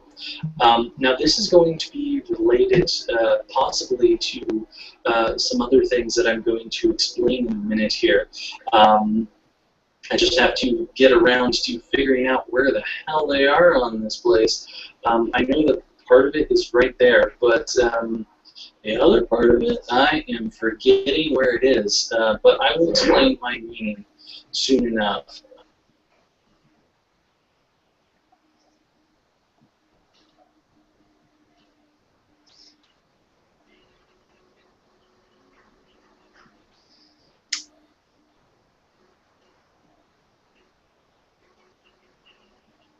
Okay. I used to just like you, until they put something inside me that will allow me to use 100% of my brain. That's amazing. She is the first one. Access. Over 10% their range capacity. Kicking on machines that go beyond our universe. I'm not sure that mankind is ready for it. Lucy. Rated R.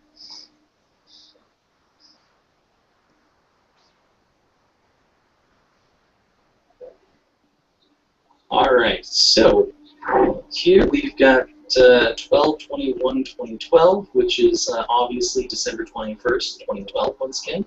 This is the Mayan calendar, the end of it.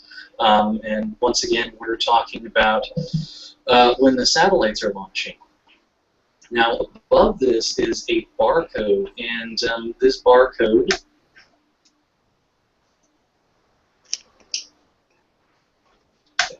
when scanned actually equals 666. For those of you who know about this, from the Christian Bible, in Revelations, 666 is the mark of the beast, and is actually related somewhat to those Borromean rings over there. There is somewhere around here a reference to some Bible verses that are of interest to that. I'll wait on that. If I can't find the Bible verses, I'll just discuss what it means, and we'll just go on from here. So this right here is a nice little code, which is not particularly difficult to decipher if you looked at it for a little while. I mean, it might be a little bit difficult to decipher if it's your first time looking at it, but it's not too terrible once you have figured it out. Anyways, you have to start at the end with the T, and then you go to the H, and then the E, and then the Y, and you just kind of build your way up, and it builds words as you go all the way across. But you have to do each line one at a time, and you'll figure out the words. So what this entire thing says, I can't quite get the entire thing on screen. It's kind of sort of there. It says, they drained my soul and made it theirs. I drained my body to show you where I saw it. So this message is probably from the subject that was before Desmond here. Desmond is subject 17, and this is probably from subject 16 here, and indicates that they similarly drained his soul or memories with that animus, which is in front of us, because they specifically wanted to know what was in his memory so that they could get to pieces of Eden or whatever it was that they were after. Now the second half lets us know that he drained his body to write these messages. In other words, he wrote all of them in blood, and that was his only ink. And he's trying to find or show us what he found with the animus over there by putting down all of these interesting cryptic messages. Now there is another similar message on the other side here, which actually uses the same deciphering means. And we'll just go over here to read that. Totally on top of it. Alright, get a little bit closer. Alright, so this one, once again, is still the same thing where you read it one line at a time, going straight up, once again. And this one is artifacts sent to the skies to control all nations, to make us obey a hidden crusade. Do not help them. Now, this is what I've been talking about, where the artifacts are being launched as satellites to control the minds of the people below. So I've pretty much been explaining what this message is as we've been talking about all of these, but I kind of need to explain some of the other things that are around here. It's kind of important stuff. Anyway, let's go ahead and continue on over this way just a bit, because there is one more thing. If we look here, so what we've got is what looks like a piece of Eden, and then possibly meant to be eyes under it. I'm guessing it's supposed to be the eyes of people that the piece of Eden was controlling, and this triangle around it is the signal that's coming down. This is not an actual symbol from anything else. This is more game-wise. So it is all about the game here rather than anything outside of it, but it does kind of depict how people are being controlled. Anyway, we've got another thing up here. I don't think there's anything against this door over here. Just double check it. No.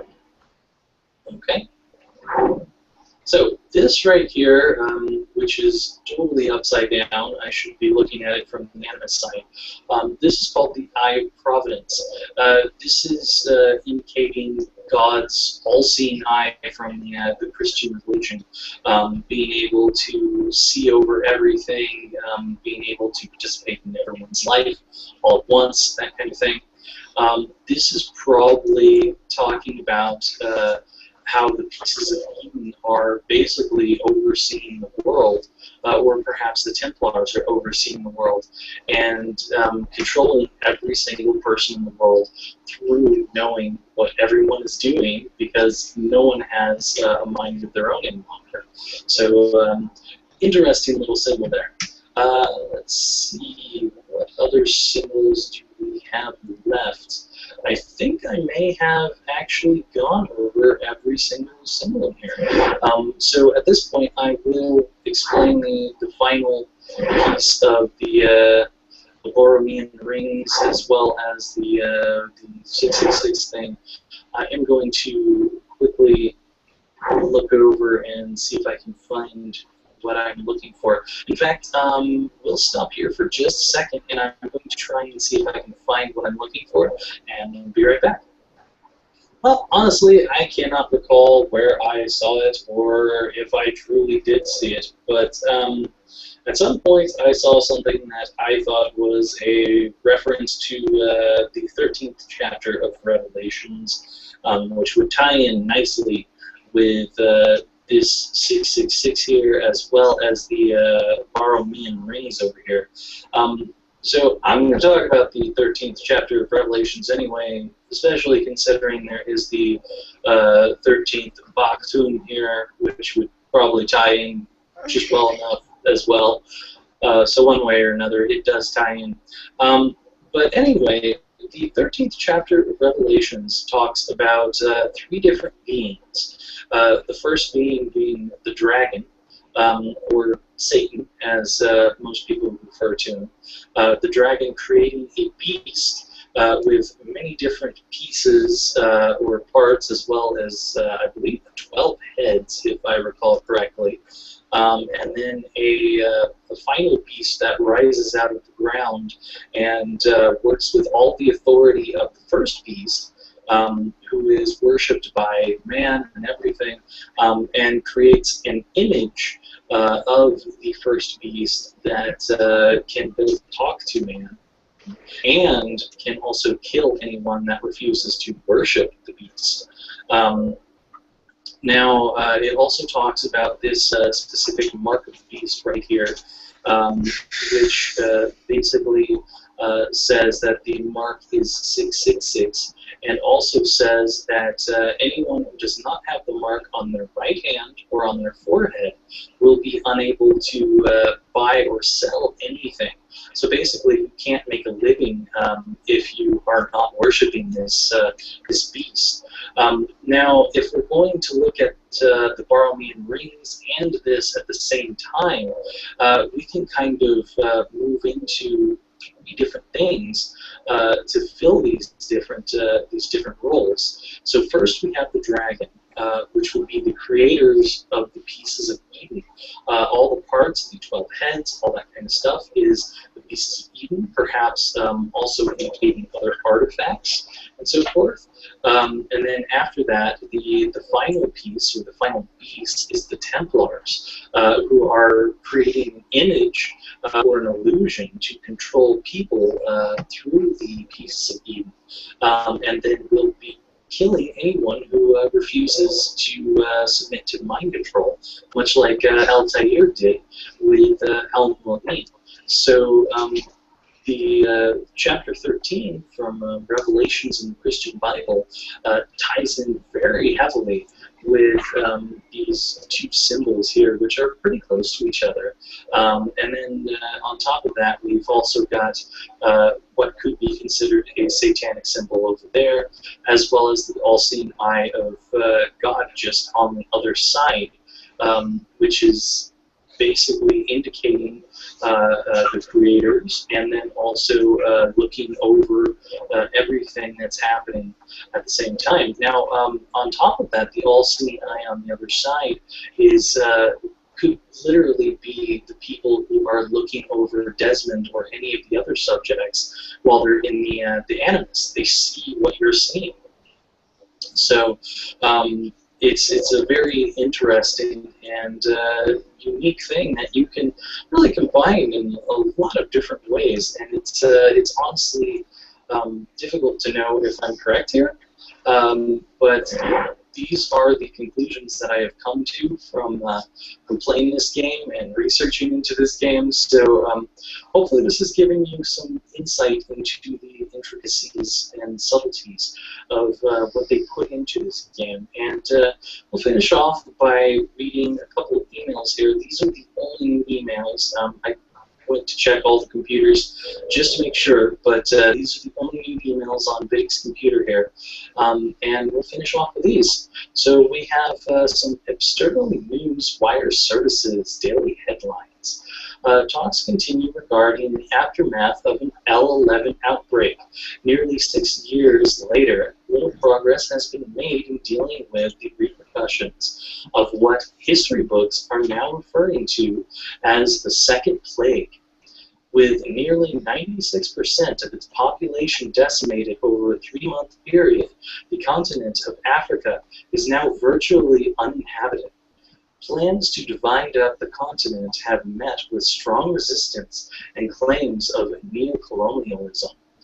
One protester had this to say: "Whether we are 100 or 100 million, this is still a home, and no one has the right to take it from us."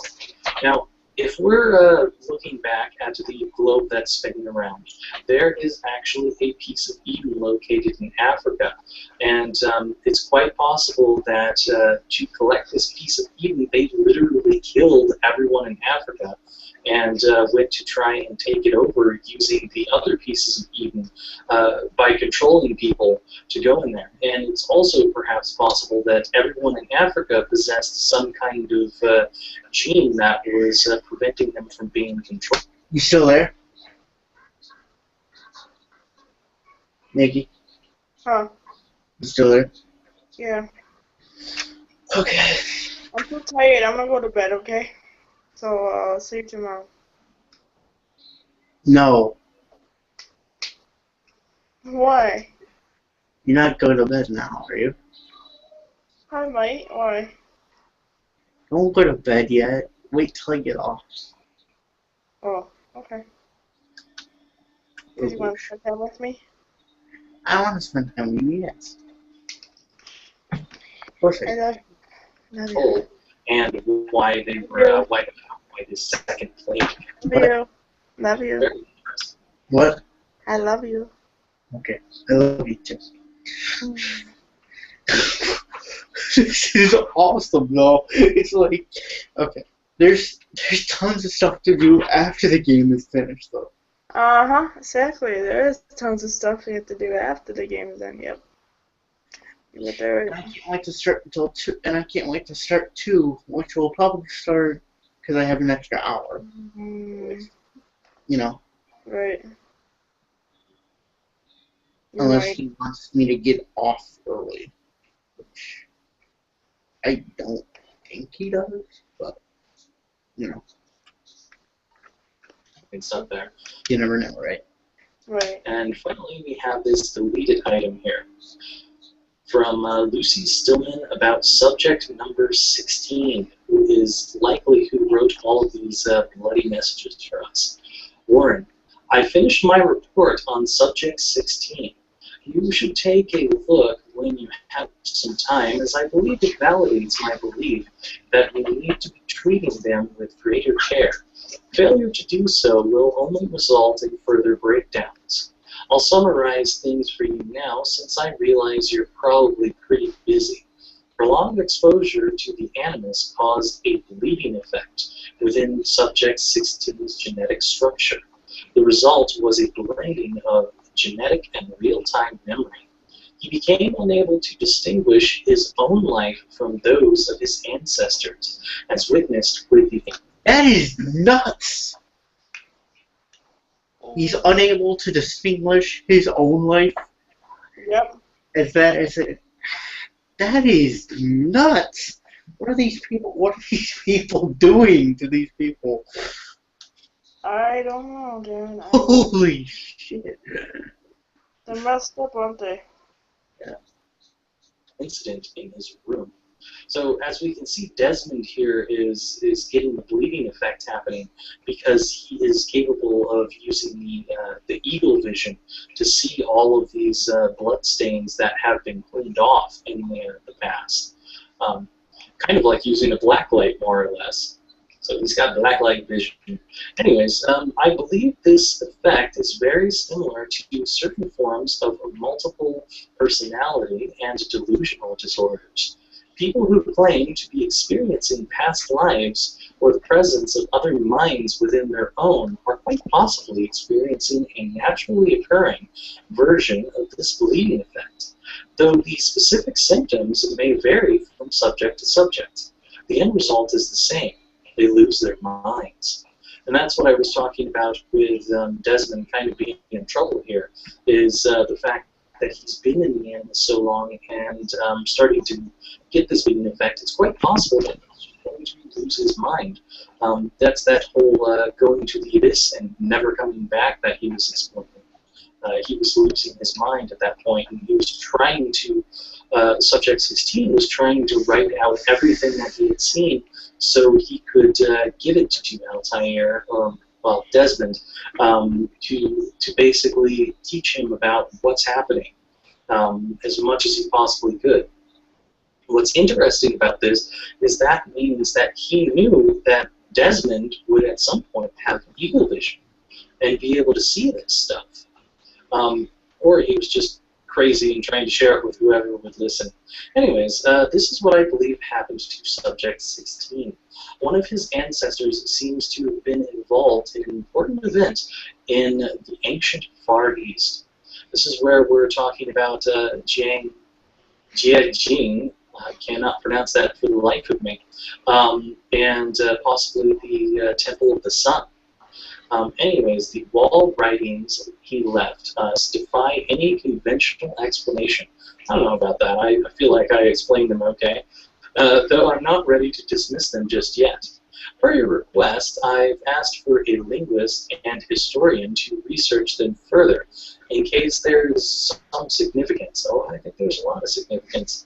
I'll let you know if they come back to us with anything.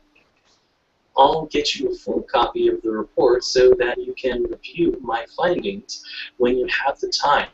I know this is not that important to you, Warren, but it would mean a lot to me if you just take a look and think about it. We don't need to push them so hard. We don't need to kill them. From a purely practical perspective, there's no point in destroying the subjects anyway. Once they're dead, their knowledge is lost to us forever. And we both know how dangerous that can be. Thanks for your time, Lucy. Alright, so that is the end of everything we can possibly find in here. I hope you all enjoyed this Let's Play. I'm not going back for the Flags and Templars. I see no reason to do it. It does not open anything else in particular. It's just an achievement. So you guys can do that on your own time. I'm sure you can find maps with flags and Templars on it, and I just don't find it useful.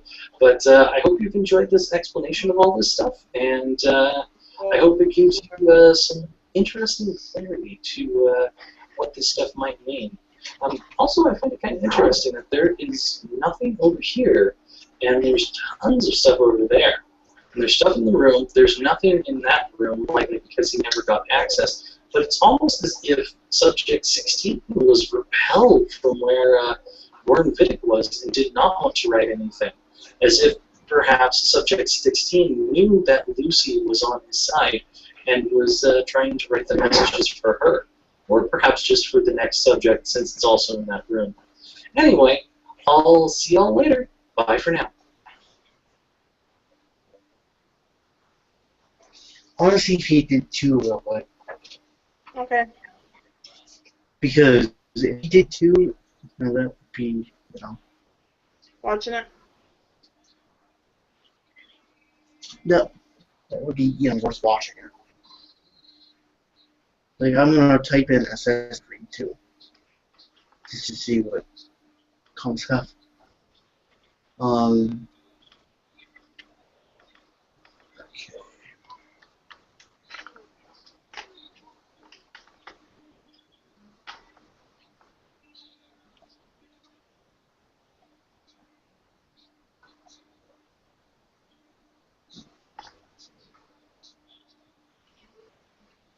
Okay. Okay. There's nothing there. Okay.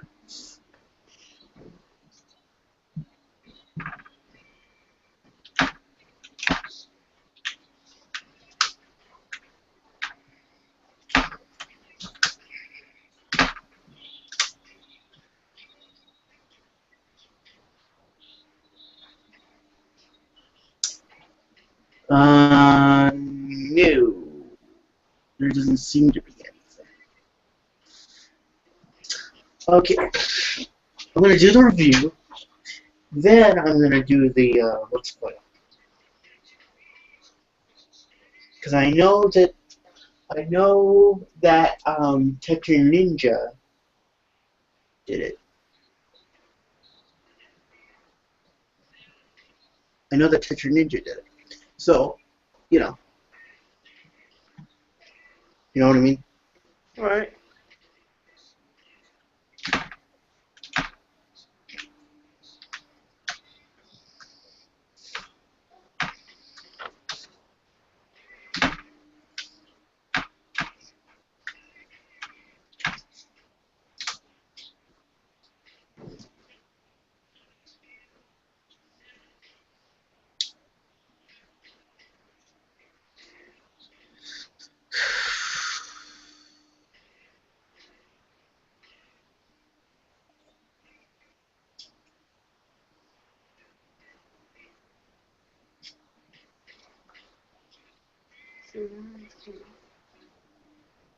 Rated M for mature.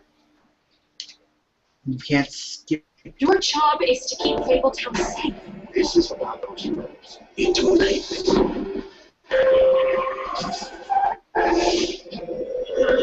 Tell me what you did. It's not gonna scream. What have you done? You're not as bad as everyone says you are.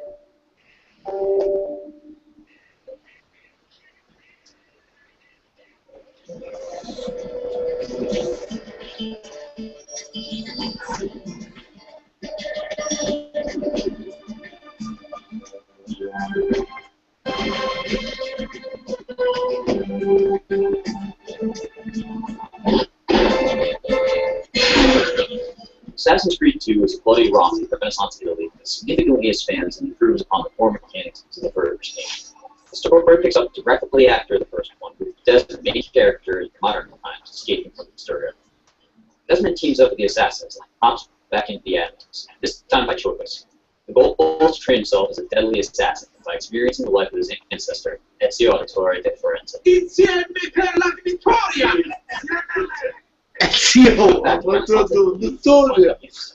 Afraid to handle these yourself. Your besiegers team put my set piece fine and handling I gave her earlier. But you dead to know. I'm killing you, boy. I'm done.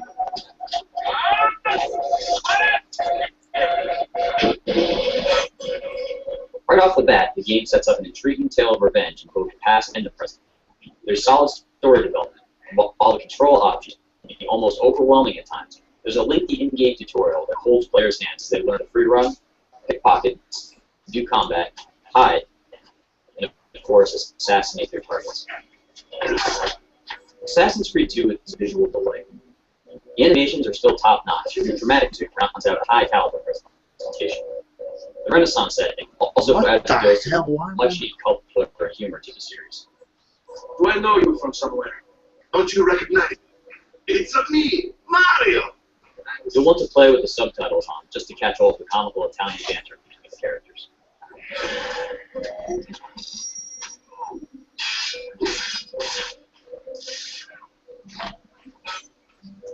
Excellent free running system from the first game is returned. It is noticeably faster, making exploration more enjoyable. It also helps that Florence, Venice, and other Italian cities are the perfect setting for Ezio's acrobatic antics. Combat is also brutal and gory. There are a bunch of weapons to purchase, and you'll likely buy all of them just to watch the unique animations they trigger during a fight. The most important improvement to Assassin's Creed 2 is the streamlined mission structure that always points players towards the meat of the game.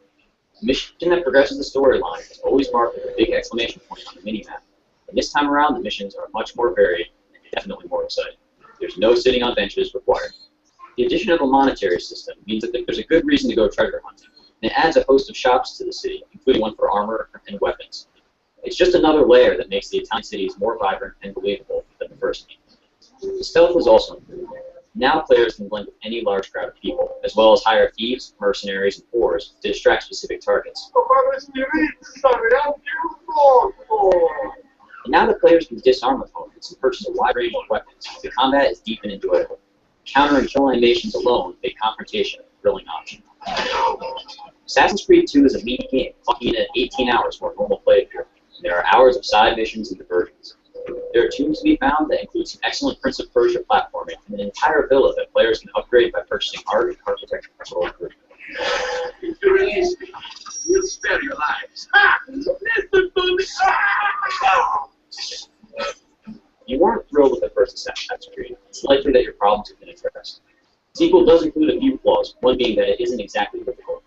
Aside from flying off a ledge due to a less than perfect camera angle, players will hardly ever find themselves close to death. But Assassin's Creed 2 is a real sequel. It didn't just refine elements of the first game, it added a huge amount of new content and interesting gameplay mechanics. I gave the game a 9.2. While Assassin's Creed isn't perfect, it has put the series on a path towards greatness. You can read the full review on IGN.com.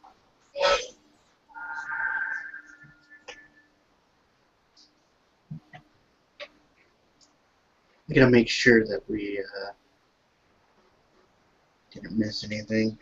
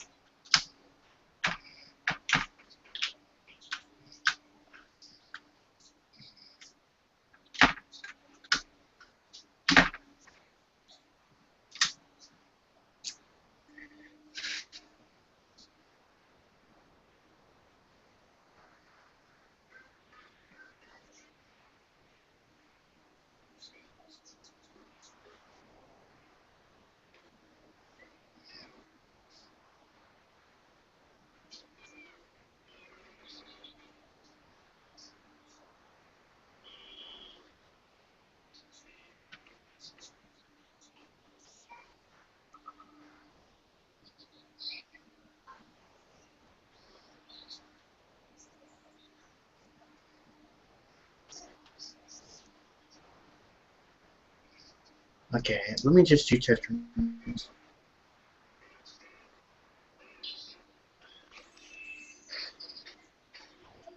Hallo Leute und herzlich willkommen zu Assassin's Creed 2, einem weiteren Let's Play von mir. Ja, so viele Projekte gleichzeitig. Let me just do Tetra Ninjas.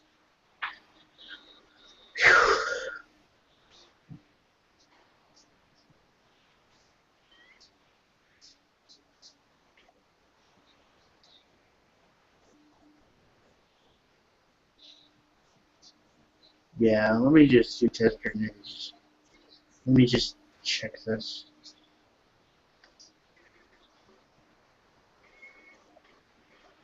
Well, my friends, the time has come. to race the roof and have some fun. Throw away!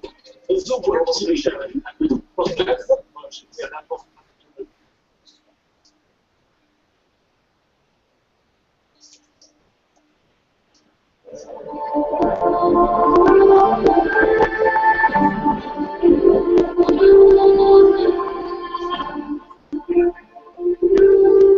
Yeah, let me just do Tetris just because I can't find anyone that's. Let me just do Tetris Ninjas here. Play all. Let me just see this guy. Woodland. Welcome, everyone. So let's play Assassin's Creed 2. No, I'm not gonna listen to a girl for the entire of the game.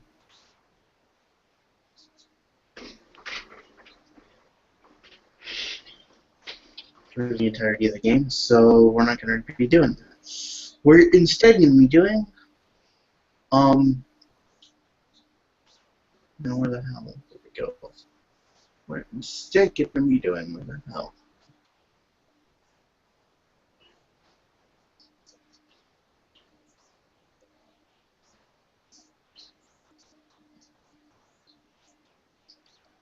Okay, let me just reset the thing. Which naturally resets everything.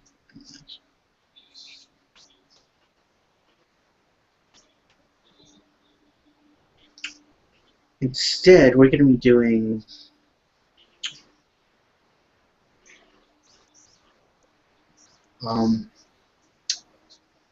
that their name is, because I know that he's a big Assassin's Creed fan.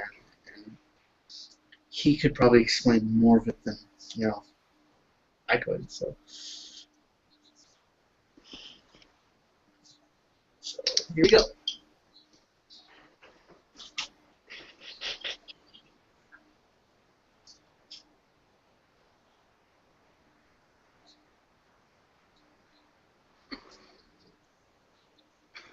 Well, my friends, the time has come to race the roof. Alright, come on, ladies and gentlemen. My name is Tetris Ninja, and you know how the old saying goes that it's always important to know your roots. So this is Assassin's Creed 2, widely regarded and accepted as the best Assassin's Creed game ever created. And I've been meaning to replay this game for a very, very long time. And then I checked online, and I noticed that there actually are not a lot of Assassin's Creed 2 Let's Plays or walkthroughs on YouTube. So I thought we killed two birds with one stone. I get to replay it. You guys will get serious out of it, because I know I have a lot of dedicated fans of this game franchise on my channel. And as always, thank you guys for your support this year through YouTube, Facebook, Instagram, and Twitter. And yeah, hopefully you guys are going to enjoy this series. This is the PC version of the game, if you're wondering. On my original playthrough of the game, I played it. Let me just mess with this, because it's messing up with the audio quality here. Close captioning off. It's messing with the quality here, so.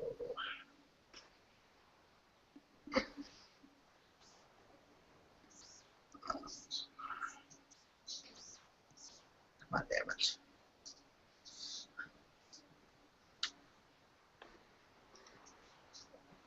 On PlayStation 3, but I thought for this playthrough we would do it on PC just so we could get some good graphics. So this is the maximum settings I will be playing it on. The game is fairly old, so it should not be too graphically intensive, but if you want my PC specs, as always, they are in the description for you guys. So yeah, hope you guys are going to enjoy this series. As always, if you're going to enjoy the series, drop the video a quick rating to let me know, possibly your favorite. And other than that, let's get started by starting a new game. and we only do OG names. And we're off. My name is Desmond Miles. I'm a prisoner of war.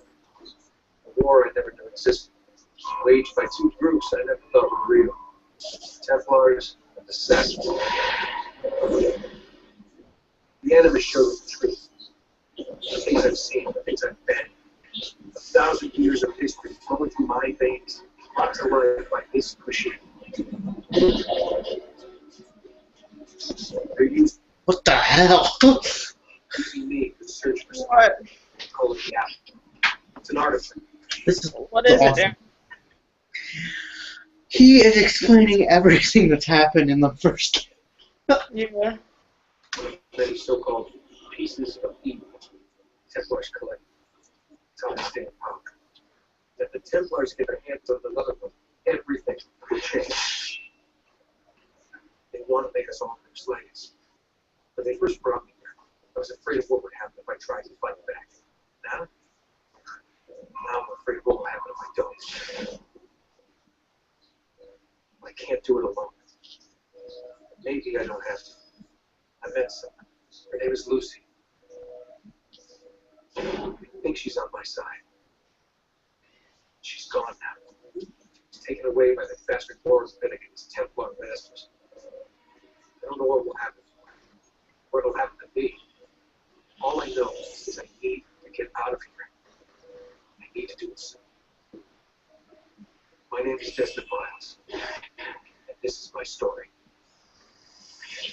The hell?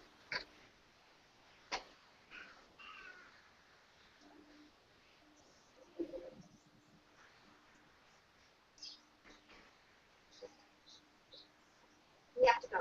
Lucy, where have you been? Why did they... Now. Alright, let's get started here. Meet up with Miss Stillman. Get it. What's with the blood? Are you okay? Look, we have maybe 10 minutes, maybe, before they figure out what I've done. If we're not out of here and on the road before then. Wait, we're leaving? Desmond, I promise I'll answer all of your questions later. But right now, I need you to just shut up and do what I say. So please, get in the Animus. All right. Damn. So Hurry up, forceful. Desmond. We're running out of time. I like it.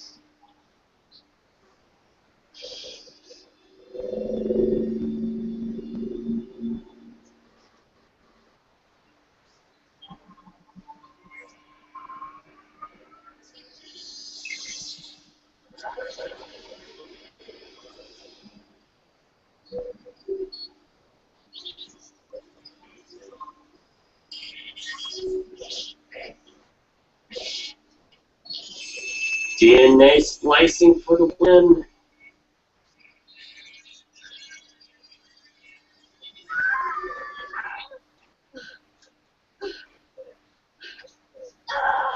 Spingi, spingi, uomo. Sì, brava. Tutti tu vuoi. Let me just do this.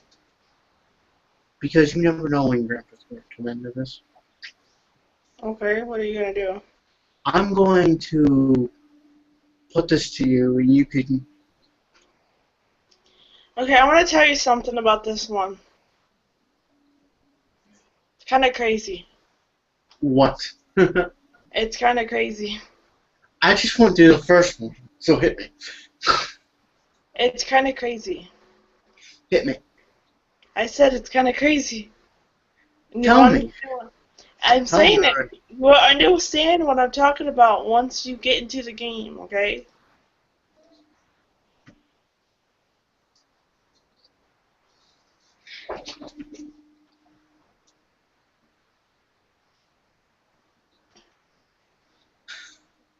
Nice. What, your brother? No. What? Then why did you say nice? Yeah, my brother. I said that, and you said no.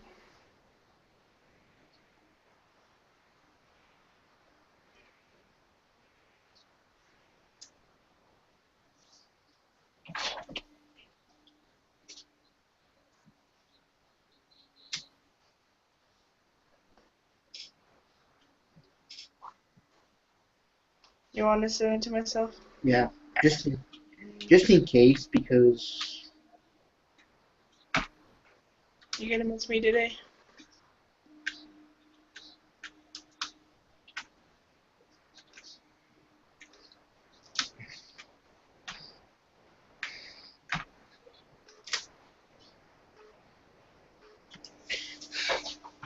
Hey dear, I know you're gonna miss me. yeah, I'm gonna miss you today.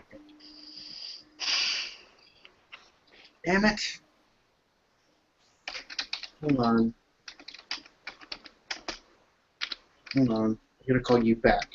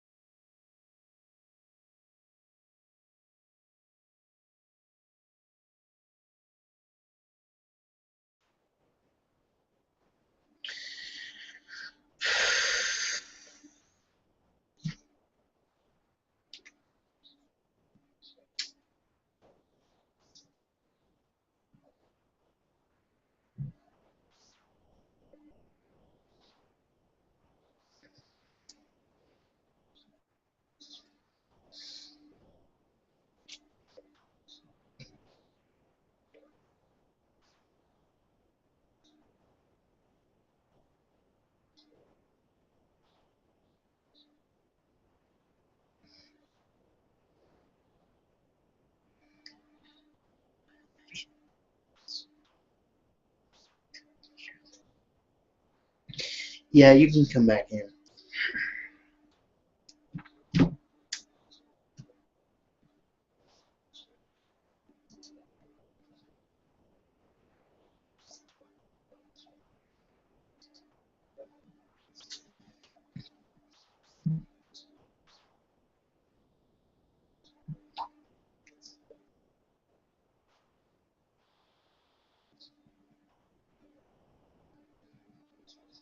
And Why do I have to? Can't you get into the other one I originally started? Okay, I'll do it.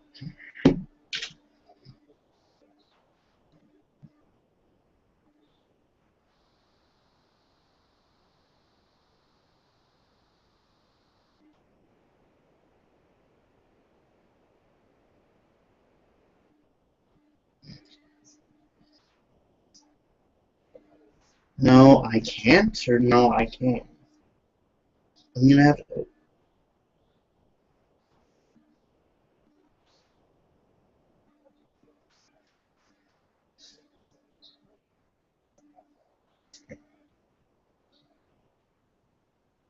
Wait, what do you need me to do? Call you in? I'll do it.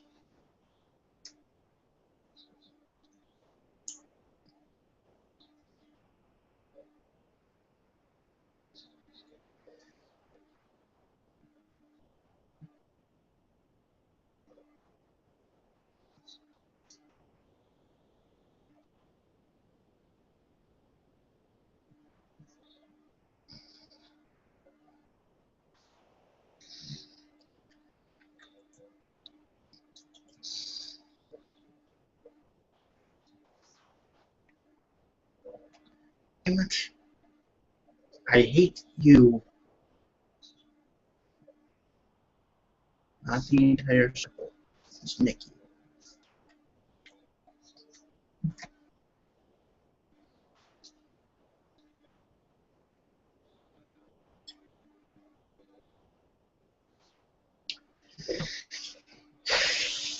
Okay.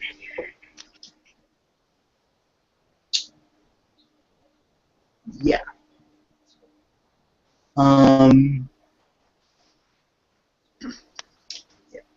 Sorry for asking, but I needed to come in.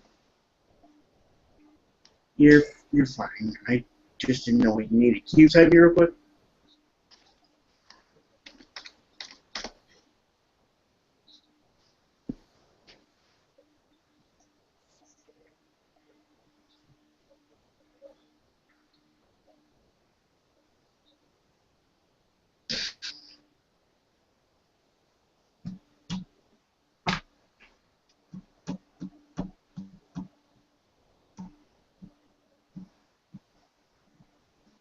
Come on.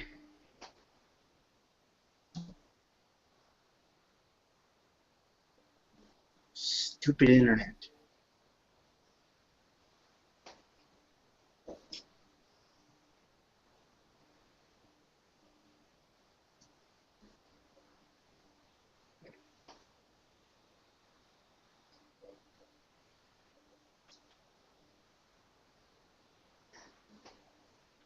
It froze. It literally just give me a sec.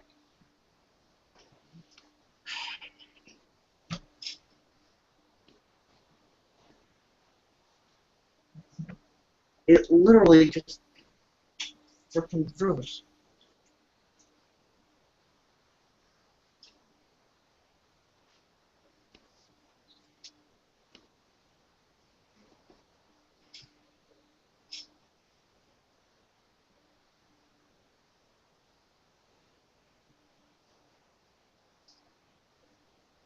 Okay, this one I'll have to recover because it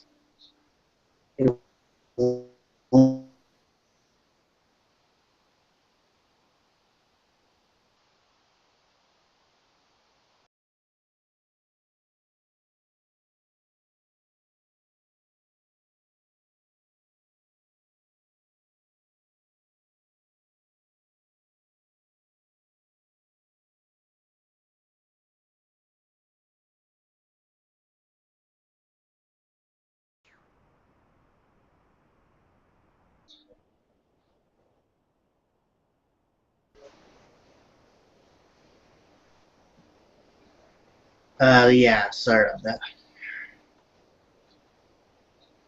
Can you hear me? Yeah, I can hear you. Okay. I can see you too. Oh, it might have. went off. Let me do that again.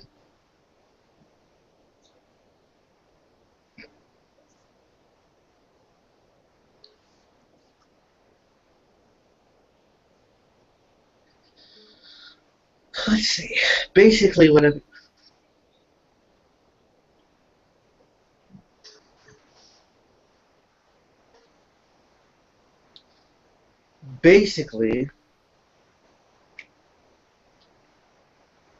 okay, I think I gotta go to the weddings. But basically,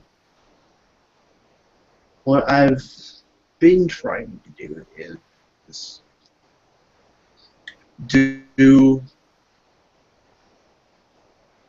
well, we start Ezio's Vincenzo Auditories part in the ends.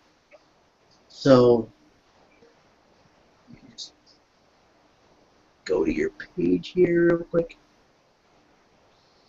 Okay, no, we don't need to go to the page. What we need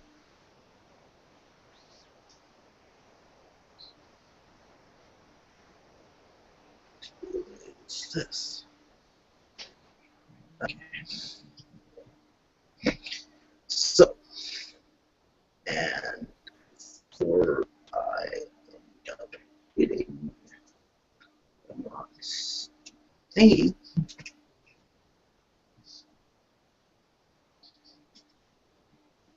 I'm going to start his story.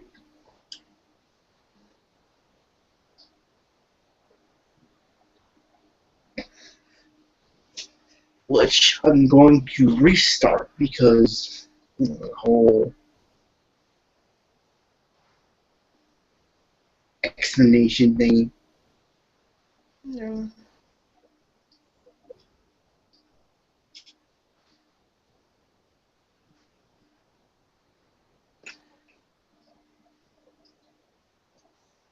Let me just deal with the Well, my friends, the time has come to raise the roof and have some fun. So okay.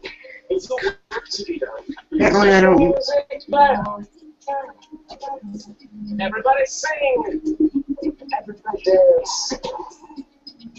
Push yourself in wild romance. On to the party. From Fiesta forever. But like my rings. Fiesta forever. Okay. Spingi, spingi, giuoco. Sì, sì, brava. Oh, she's a boy.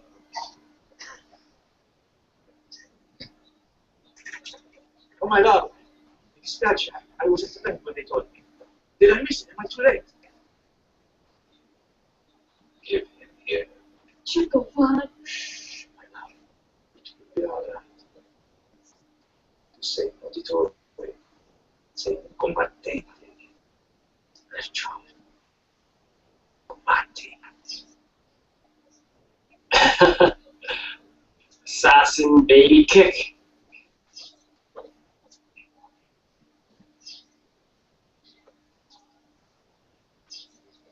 Got the moves. Wish to him. Fine set of lawns. What shall we call him, my love? Ezio. Ezio Auditori da Firenze. And the hero is born. Literally. Everyone loves Ezio. Get up. Yeah, well, I'm gonna need a second. There isn't time, Desmond. We have to move.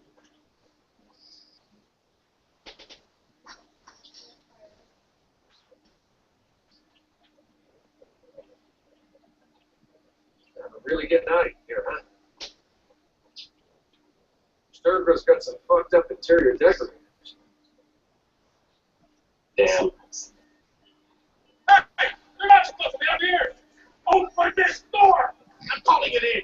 You have a breach in the research wing. I repeat, there's been a breach in the research wing. What's wrong? Nancy.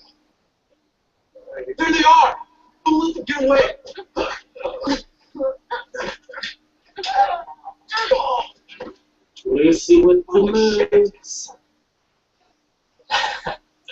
Well, I thought exactly.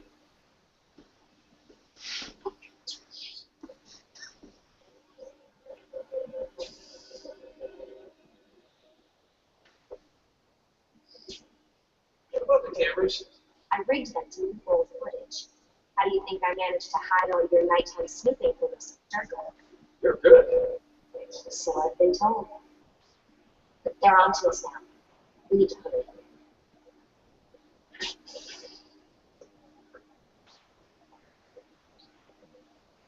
Careful.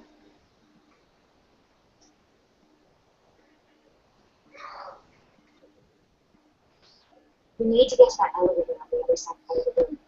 Follow my lead, but keep an eye out for security. I'd rather avoid a fight. Nuts to that. I want to get in there. Actually, I don't think I have any skill at this point. Maybe I don't want to be in there. What about Butt Swagger?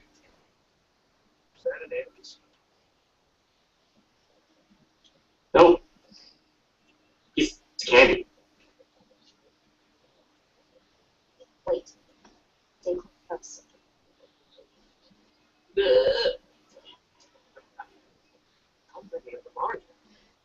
Stay back. Oh,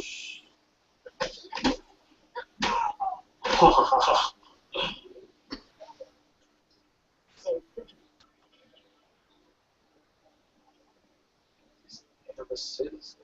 They were mine. What do you think? Lucy? Let me handle this, Desmond. What do they need with all the Desmond, shut the fuck up. Please. Yeah, too many questions. Damn.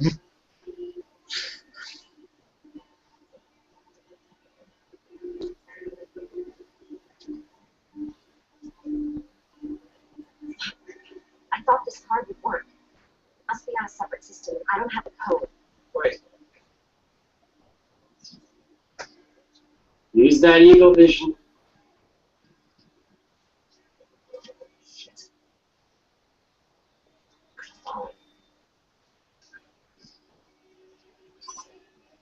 How did you do that? I don't know. Let's go. There's always something. What was that thing? Subject 16? ECO, Audi something? I think we've been wrong all along. That's why we need to get out of here. Vidic and the Templars, they're only part of the problem. What do you mean? I'll explain when we get Get where?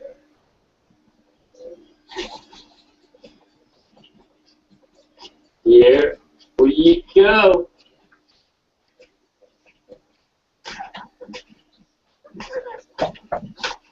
Throwing punches for days. Oh, I can't counter yet. Oh, come on, really? I guess not enough skill yet to do any counters. I'll just keep hammering away here.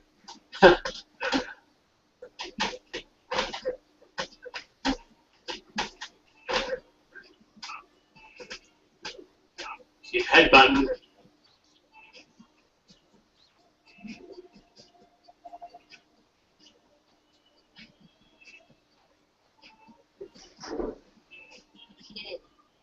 You're joking. It's for your own protection. We're almost there. You're lucky you have a pretty set of blue eyes. Normally I don't get into trunks of cars with strange women. And I'm lying, I do it all the time.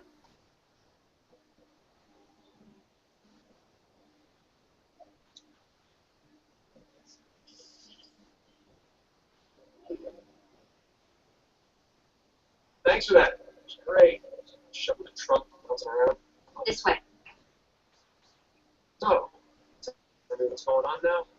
There was a reason for the escape. Figures. We need your help. For what? Another treasure hunt through time? Abstergo's going to replace their apple. The map your ancestor found guarantees it. The other assassins, they'll do what they can, where they can, but What? What is it? We're losing this war, Desmond. The Templars are too powerful. And every day, more of us die. I still don't see how I fit into things. We're going to train you. Turn you into one of us. What? No.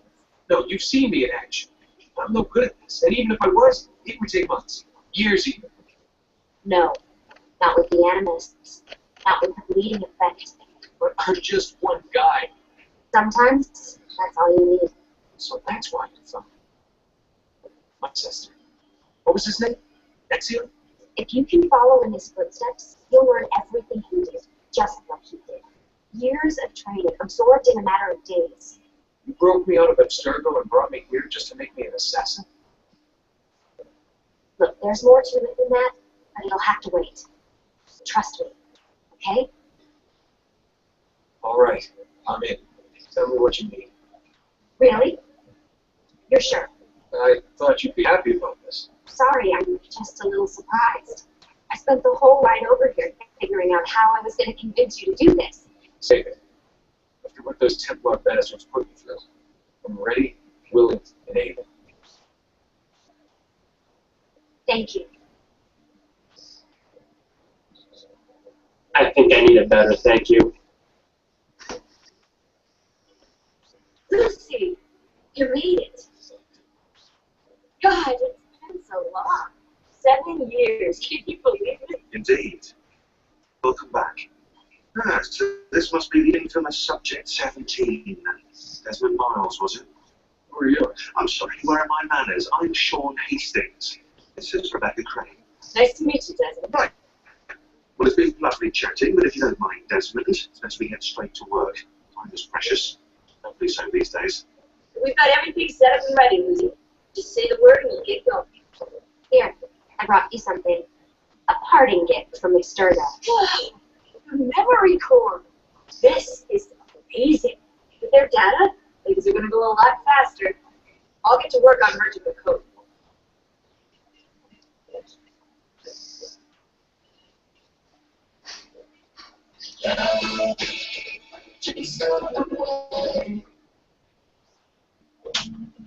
Two things you Time to go. come together. A cheesy quesadilla wrapped around a pina colada. The mini quesadilla from Time to go. Time to go.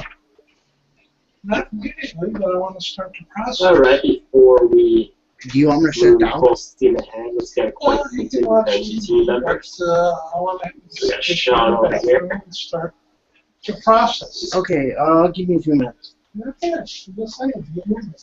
Okay, tomorrow. You still there? Huh? We're gonna have to finish this tomorrow. Alright, am I hot to you? Yes. Yeah. We're gonna have to finish this tomorrow because I'm just gonna have to watch TV the week. Okay. Ready to go? Okay. So, we'll finish this tomorrow, okay? Okay. Are you gonna say anything to me? You're gonna be leaving all week, all day. Yeah. I'll do that when I can. How are you gonna can me? Yeah. Okay. And I might as well just keep this on because until Monday, you know what I mean? Okay. So. Because the only one who's going to be on this computer would be me. Yes. Okay. So, yeah. You're gonna can me now? And I only do this so that we can, yeah. I'm going to cam you real quick so that we can go on things and stuff. Alright. Because he wants me to go in the bathroom. So. Right.